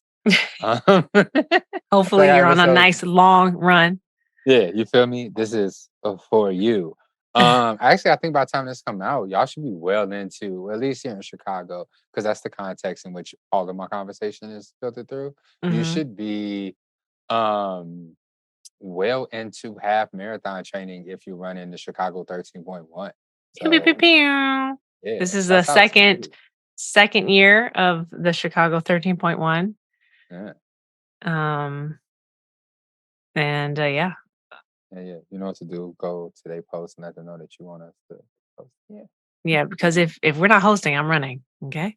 Facts. And I need to know now before I say for I'm just lifetime. going. Yeah. Well, look, I'm already in it. I literally had a conversation with Coach Robin about training for halves because I've never ran a half marathon. Surprise, surprise. And I was inspired by a new running friend of mine out here who wants to run run a race once a month for the rest of the year. Doesn't matter if it's 5K, 8K, half, marathon might be, thrown in there somewhere. But yeah, she really inspired me. And so I'm like, yeah, I kind of just need to keep pushing the carrot forward to keep me moving. And I'm feeling a lot better. I think Coach Robin she always reminds me that like, COVID really kind of like brought people to a different place, like kind of took away a lot of people's endurance and ability with endurance. It was a reset. Yeah, it was a reset. So I'm just, trying to be patient, but keep moving because it can only get better from here. And that's the goal. So in that inspiration, found a half marathon that's in San Diego on May 20th. And it's along the ocean. It's got beautiful views. And it also has a 5K. And I said, Matt, since you're driving me, I'm just going to sign you up for the 5K because duh. We get corral picks and you running, bro. You're running, you know what I mean? And so, because he definitely is going to start like after me, but it's like, it is what it is. So I'm looking forward to that. I realize like it's going to be my duty to just kind of keep signing him up for things, to keep him moving, out of love, I love it. So, yep. And it's just like, you're going to be there anyways. So, yeah, that's my next race is May 20th and it's going to be cute. And then, I'm putting that, I realized that the Chicago 13.1 is June 4th or I think it's the 4th. I'm pretty sure that's Sunday, the first Sunday of June. And then I was like, I might as well run Chicago because one, I need to go to Chicago and just like see y'all. And also it'll be June. Yeah, pull up. And and so then it turned into a whole thing where I'm like, okay, well, San Diego is going to be my B race, and then Chicago is going to be my A race because it'll be nice and flat and lovely versus the freaking marathon in LA, the LA marathon, not flat. This half, not going to be flat, okay, at all. There's a huge hill that you guys got to, and then after a while, and then after halfway, it goes, after like mile 8, it's like, or 9, it's like downhill pretty much. So, it's a lot of that, but I'm getting used to it. And I'm officially finding a running route that I like from my house. There we go. And I'm not scared of the hills as much because my issue is in order for me to get to Kennethon Park, I have to go up. Doesn't matter in what direction. I'm at the bottom of a hill. Kennethon is on the other side of that hill. So I was like, when I first moved here, I couldn't even get like halfway up those hills without like stopping and walking. Now I can like just trot my way up. The gap speed is definitely huge because I slow down a lot, but I can get to the top and like be fine, which is like progress. These are now my meters of succession of success now is like my markers of like, can I get to the top of this hill without stopping? And then keep going. Right. So that's where I'm at. You will be a beast for Chicago. Yeah. Once I get yeah, that's the goal. I mean, even Coach Robin was like, she's like, you haven't even raced a marathon at 100%. So you don't even really know what that looks like for you. And I'm like, yeah, because I just be hanging out. Like even for the LA marathon, I stopped at the 13.1 and I definitely sat there for like 10 minutes. I was like chilling. Like I was like, they was over there like D and F. Yeah, bruh. I was like, that's the thing. Is like I be hanging out. Like I really do. Because I'll just, and maybe it's me partially being scared of what my potential is or, whatever. I don't know. But I also enjoy hanging out and being casual and like saying hi to my people. And there was a lot of people there with me. I had, they had my face on a stick. Like, it was like, I felt like I had to stop and take a photo. Yeah. So we'll see. I think I eventually, if not, I think, maybe next year we'll see what running a marathon at 100% looks like for me. Mm-hmm. Maybe. Yeah, keep it up. Keep it going. That sounds fire. Well, not if, but you're doing the San Diego on the 20th. I think my half marathon is on the 21st. Oh yeah, because this is Saturday, so yours is on a Sunday. Where are you running? So it's the Chicago Spring half. Right. So, yeah, and that one's been going on for years, right? Isn't it sponsored by Hoka? No, that's the fall. The spring is Lifetime Fitness. I think it's the same organizer, so hopefully they have the distance taken care of properly. Literally, they really did y'all dirty. They did all Chicago runners dirty with that half, with that Hoka half, talking about it was like 12 and a half miles, maybe a little bit more, but that's unfortunate. So hopefully they don't have the same issue this year with the spring. Because I definitely want to race that. I want to see if I can PR my half. So beat what I did in Toronto Marathon, which is like a 1:51. I want to do like a 1:45. Okay. So I'm training for that. Which has gotten off to a very rocky start. Follow me on Instagram. I mean, gotten off to a very rocky start. Well, that video you posted of you were super hyper, and then afterwards you're like, my legs did not meet the energy that I had in my soul. Okay. My stomach nor my legs, man. And so I'm actually trying to figure out if I'm going to continue to run this week or just take the whole week off, because I strained my hamstring. Luckily I didn't pull the muscle, but it was definitely a strain. Yeah. You know what I'm saying? Yeah. 6 intervals in, it had the little pop, and I was like, oh, fuck. So I couldn't run anymore. I just started walking back to the car and stuff like that. But what a way to start it, man. Yeah, because I think it's 6 weeks away. So here's 1 week down. Wow. But, I think. Well, I'm counting this week, so according to my plan, is 7. Yeah. I think Yeah. Also, I like the fact, because so you got Coach Robin, and you creating your own plan and working with Coach Robin, create your plan. You know who I'm working with? Rosalie. No, Chat GPT. AI. Yeah. Why are we on the same motherfucking page? Because look, last night I was literally on Open Chat AI, and I was like, can you please write me a half marathon training plan? Not please. I literally, you got to be polite.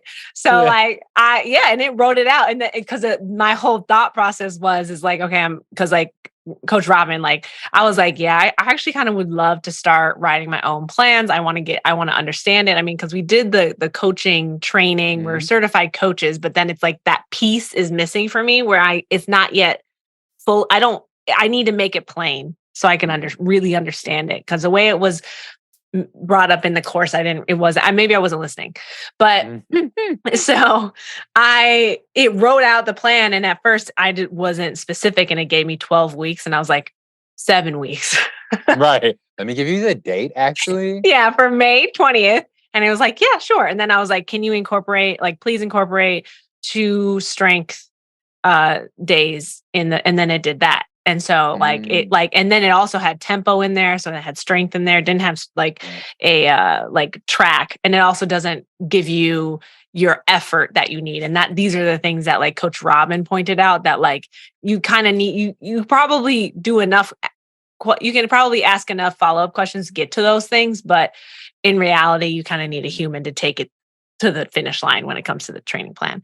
And so that's what we did, because I don't know about you, but when I asked it was a very linear plan. There wasn't any recovery weeks in there. And so then that's what we ended up doing is and I haven't yet compared what we created to what the AI said, but now talking to Coach Robin for an hour about creating a plan, I now understand and could do it myself just by like understanding like, okay, you want to build for 10 to 15% 2 weeks, and then you want to recover at 25% for a week. And then it's a 2-to-1 build or 3-to-1 build.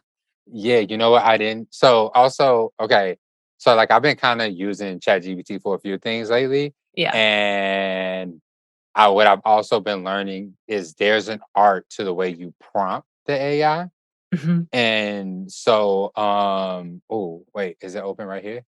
Because you could probably do the follow-up question or the prompting, the initial prompting with saying how much you want every build to be each week, and you can build that into the questions. You can incorporate that in. Yeah. Yeah. So what I had it do was to write me a plan based on the last 4 months of my Strava data.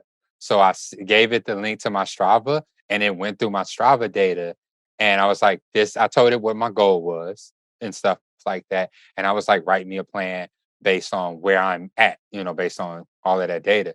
And so it did that. I told them that I wanted 2 recovery days. I told them what day I wanted the recoveries. I also told them I did tell it what days I want certain things. Yeah. And it gave me like this dope plan. I was like on week 3 or week 4 or something like that. Can you add a progressive? Can you take out one of my speed days and add a progressive workout into my long run? Because I've been wanting to try that out.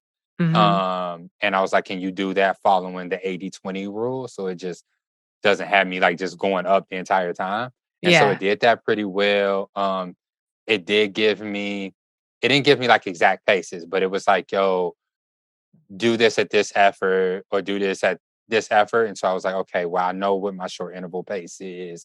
I know what all my training paces are. So I just decided to input that myself and stuff. But it gave me, I was like, yo, I just need 4 weeks right now, and I'll come back in 4 weeks. And it's like, boom, here you go. I love that. I'll see you in 4 weeks and see where we at and how we gonna progress going forward. I wish I would have thought about the recovery weeks because I did not think about that. Yeah. But I do realize that in week 4, my long run and my long run is definitely shorter than the previous one. So I wonder if it just added that in. And then what else I realized, like, I could also have prompted with like a school of thought. Like I know some of these people are reading certain books that talk about certain ways of training. I also could have been like, hey, I want you to follow, I'm blanking out on the names. So I want you to follow this method and give me a plan based on this person's method and stuff like that. So I played around with it for like about 30, 40 minutes and it gave me something that I feel like really, really good and solid about it. Like week 2 or week 3, it threw in like some hill repeats instead of a fartlek because I'm not running on any tracks. So most of my Tuesdays are fartleks, and it's like, and it's all time based. It's cool. I love it instead of distance based. Wow. Yeah. Okay. So that is blowing my mind, I should say. Because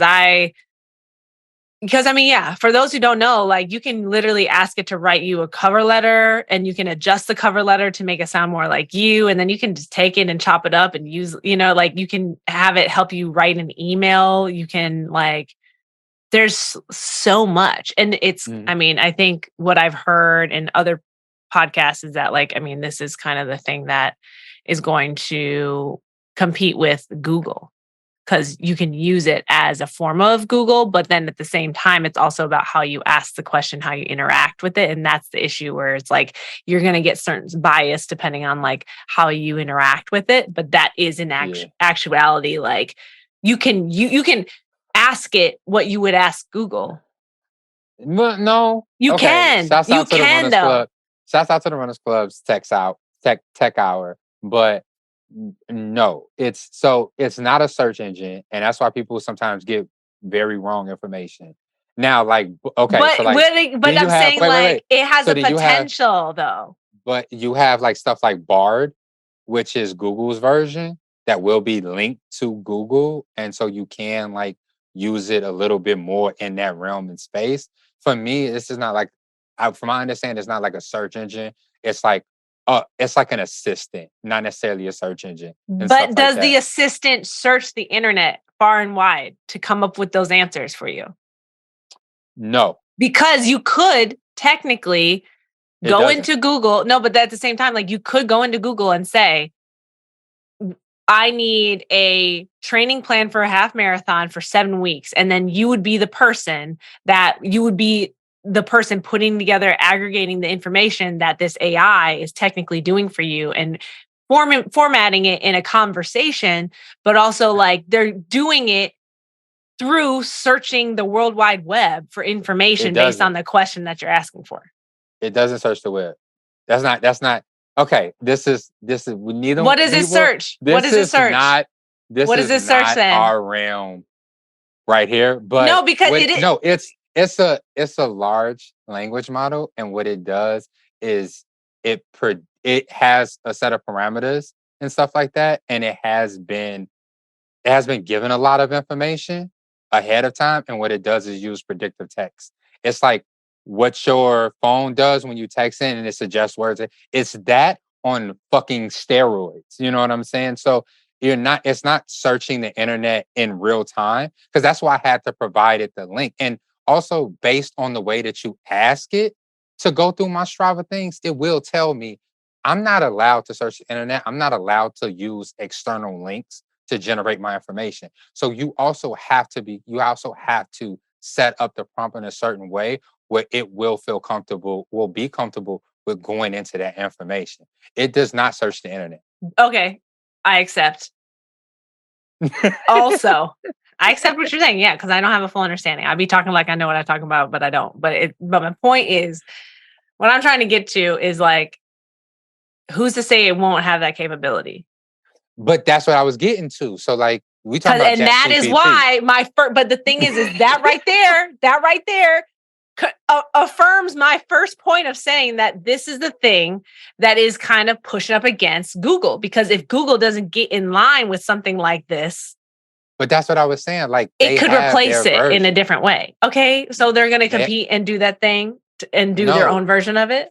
It's not a competition, because it doesn't do the same thing that Google does. But it could. And so it cannot. But it could. That's the point, though, is that like a lot of these. No, that's like saying a screwdriver can do what a hammer does. No, it's about if you have a business and it's a tech business, and you see another business come out with something that you can also be implementing into your own thing, that becomes like a potential like competitor, because knowing people, they're going to go and do the thing that's easiest. So if you can make this open AI search the web also and be a search engine, and also this conversation predictability thing, like that is a competitor and changes the way that human beings search for things. It's literally changing how we like search for things, because that's what Google did initially. Now this is taking it to another level. Okay. So that it's like, it's obviously it's not the same, but the point is if we think about the progression of technology, I would prefer to talk to this AI thing than search Google for a variety of different things and have to put it all together. Yeah. Myself. Yeah. No, I definitely see. There is definitely a attraction to this, and that's why it's so popular. I guess for me, I guess this is a matter of opinion versus fact. Like because it wouldn't compete. Like Bing is adding ChatGPT to their stuff. Google has Bard and stuff like that. And so like you go in, you ask Bard the same question and stuff like that. And because you already have, like with Google, you can go in with zero knowledge and it gives you all of these places you can go and learn it, right? Whereas this AI will just give you feed you back and what you want. You have to know. But you have to know, because it can also give you the wrong information. Yeah. So it also is limited information depending on your question. Right. Yeah. And so anybody listen to this, like this is not like, yo, fuck your running coach. Like go to ChatGPT and do this. I just feel comfortable with the amount of information that I have about training for running, I have with my body to be able to go to ChatGPT and fact check what the fuck is giving me and stuff like that. If you have information, because also I feel like this, what it is doing is giving access, because like I can't afford a running coach. Like I can't afford to go talk to Coach Robin. I can't afford even Matthew, who is just on it because he does like coaching. He's a trainer. Well. So I don't know. Yeah. I don't know if he still does it, but that's what he was doing. Yeah. I can't afford that extra expense. And so, Right. I also know that I don't have an absolute understanding of how to build out speed workouts in a way that's progressive throughout my training plan and stuff like that. I need something that I can look at and say, hey, I can adjust it this way versus creating it from scratch. And so that's why I went to ChatGPT, because it's free and I have enough information to utilize this tool. And so it's just creating this level of accessibility where now I can train the same way that Karen is, at the same level that Karen is training, because she has a coach. She has all of that. And I can get closer to her level of training by using this tool. And that's what has me so excited for it. And I'm just giving it 4 weeks at a time. We're gonna see how I feel. We're gonna see what we're doing. I'll make little adjustments. And in the next 4 weeks, after having this conversation, I already know I need to ask them to, give me that recovery week, because I didn't think about that shit the first time. Yeah, it's decreased by 25%. But why didn't you ask the Google version? Why did you ask OpenChat AI versus the Google version?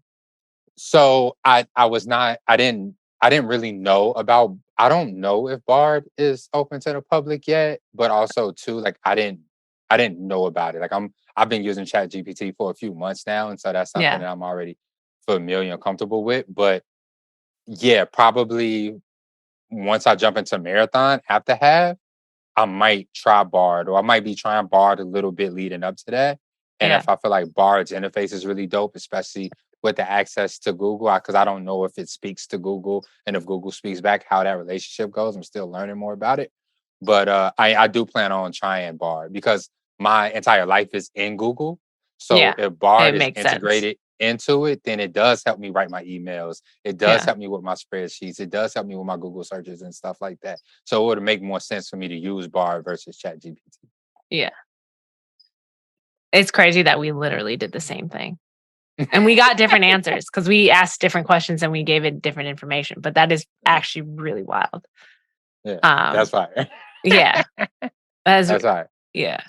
And I think, it creates a learning opportunity because you can see what the AI comes up with, and then you can ask your peers. Like, I'm sure if you showed your plan to Rosalie, she could probably look at it and be like, okay, it's something to work from versus just saying like, can you help me create this? It's like, oh, well, I've kind of created this via my interactions with AI and I feel like you could perfect it. Thank you. Yeah.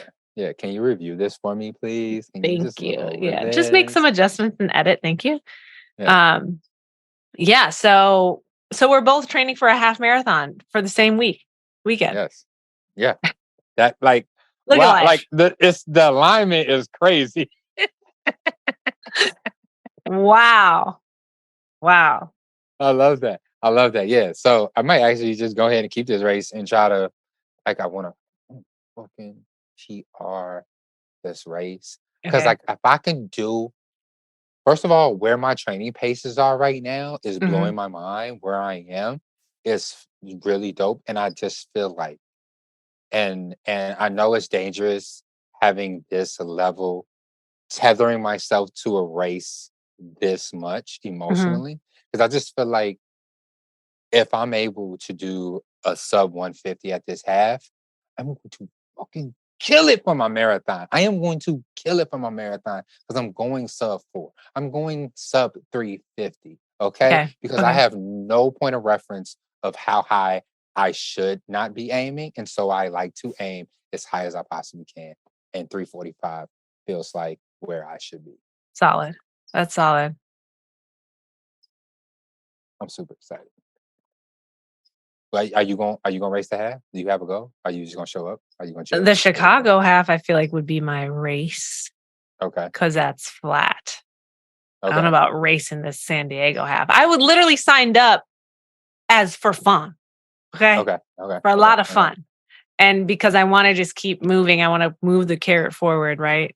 Just that's all it's for. Like I want to just keep moving. And a half is just so much more digestible than a full.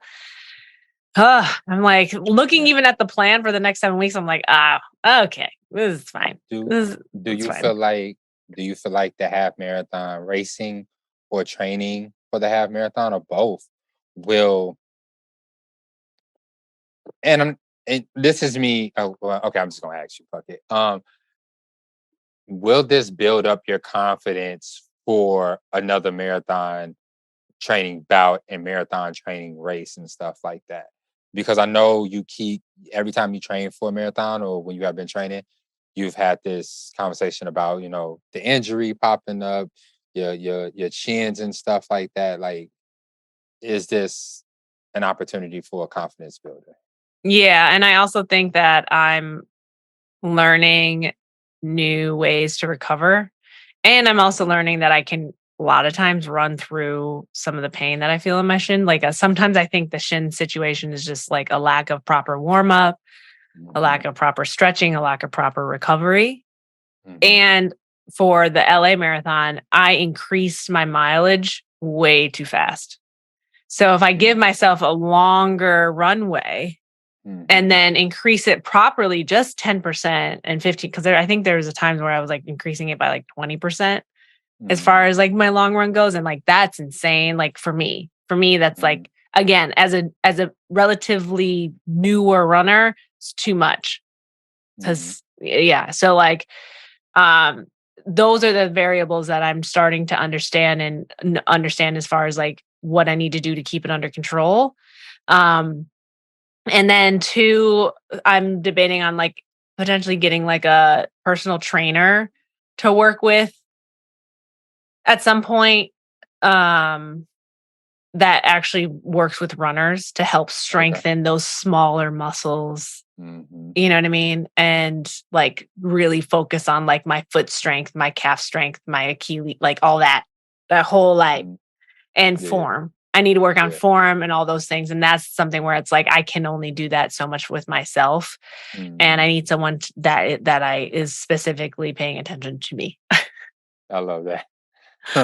So yeah, I'm gonna be on the hunt for that for the next probably like I don't plan on doing it now, but like maybe after this half marathon training, like if I feel like training for a marathon, I might do it. Like part of me in the back of my mind is like, well, you could just dovetail your way into training for Chicago Marathon.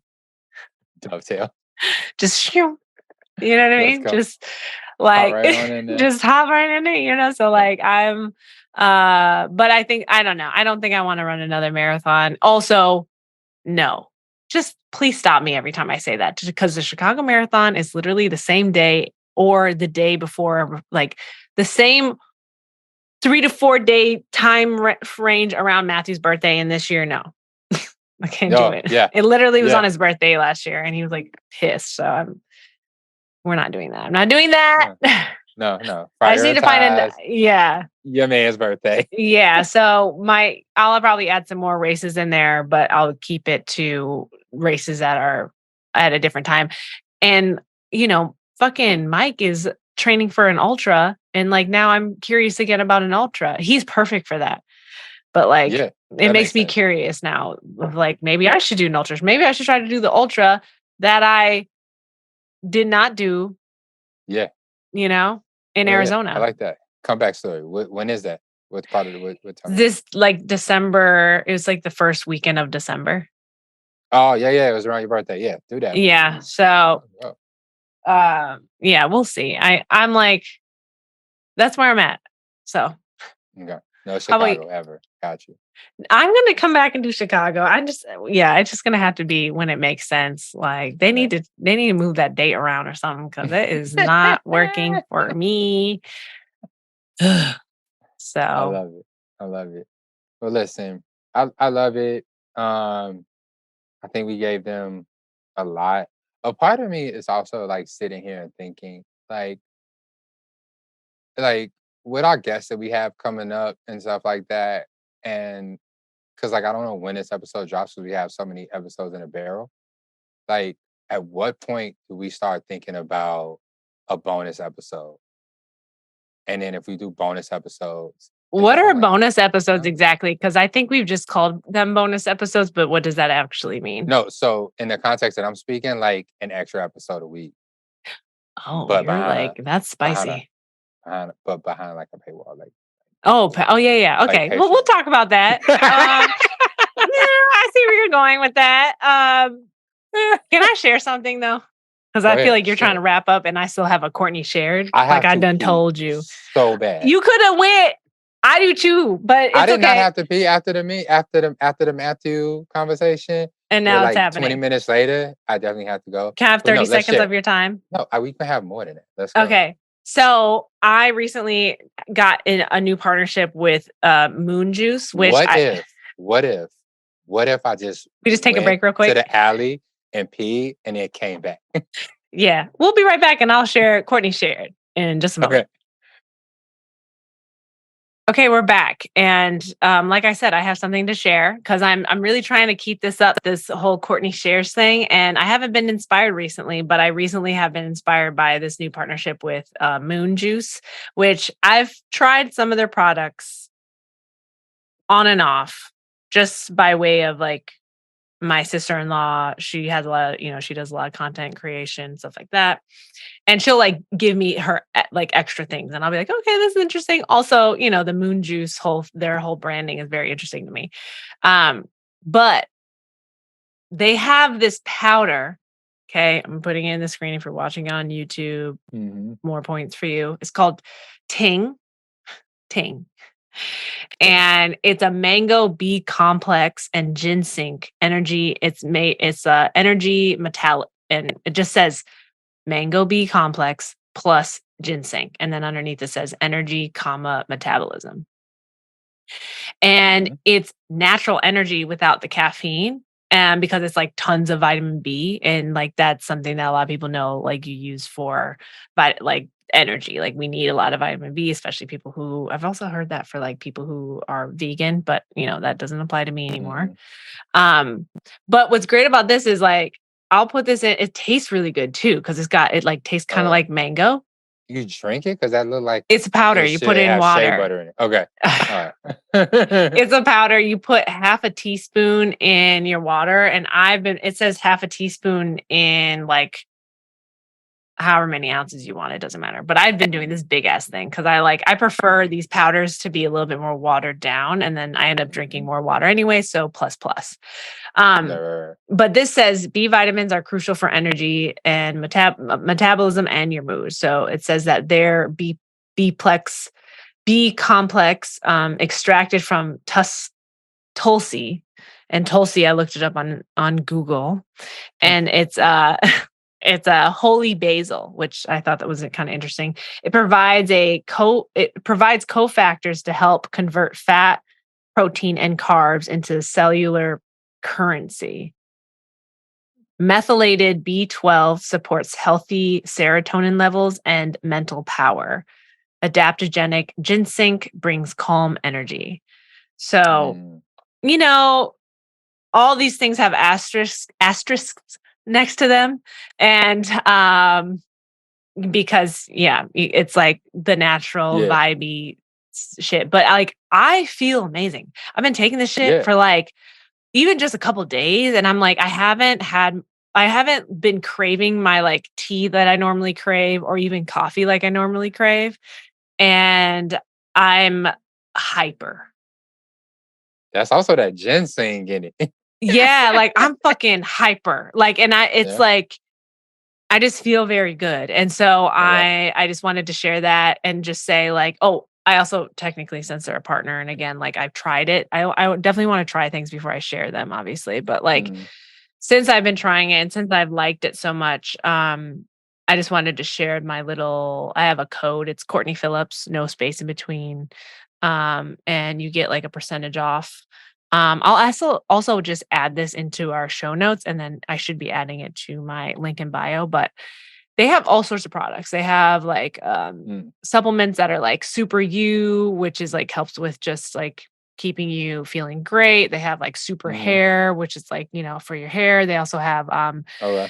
magnesium, which is a magnesium complex, which like I normally take magnesium. Do you take magnesium? I don't know. Our body, like more than half of the functions that happen in our body require magnesium. So like it's an Wow. important thing to have, and a lot of people are deficient in it. And like, say if you get angry or expend a lot of energy, you use a lot of your magnesium, and then the levels go down, and it also affects your Ooh, I'm mood. gonna use that. Yeah, it affects your mood a lot. It helps you with sleep. Like a lot of people take it before they go to sleep, but like this has does this have magnesium in it? I thought Maybe you not. said that. Yeah, that's what I thought so too. Yeah. So like I used to take it like in the morning, but like you can also take it at night. I've seen a couple advertisements, so maybe do your own research, that have compared it to like, because there's Calm, which you can get like off the internet. Like I was taking Calm a lot and that is just like very basic magnesium. Moon Juice has a more complex magnesium So powder. that's what I was about to ask you. Is Yeah. magnesium one of those things that you need something else to help absorb? I don't know. But I think magnesium helps you like digest like calcium. So it helps Mm-hmm. it helps your body function the way it needs to, and helps your body absorb other things. And Okay. so I just highly suggest it because it helps your mood. It helps like general body function. And Love that. so they have that, and then they have their supplements, and then they also have like different products that you can check out. But I'm a fan right now of all the things. The ting is the ting. It's the thing that It's the has thing. it's that ting. So get you I some love of it. this. I love it. Get you some B complex, because most of us are also deficient in our vitamin Bs.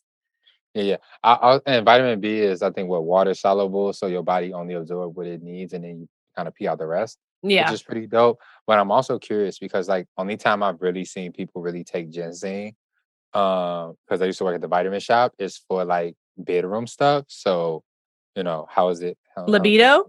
Yeah, like is it? Oh, wow. Help? Okay.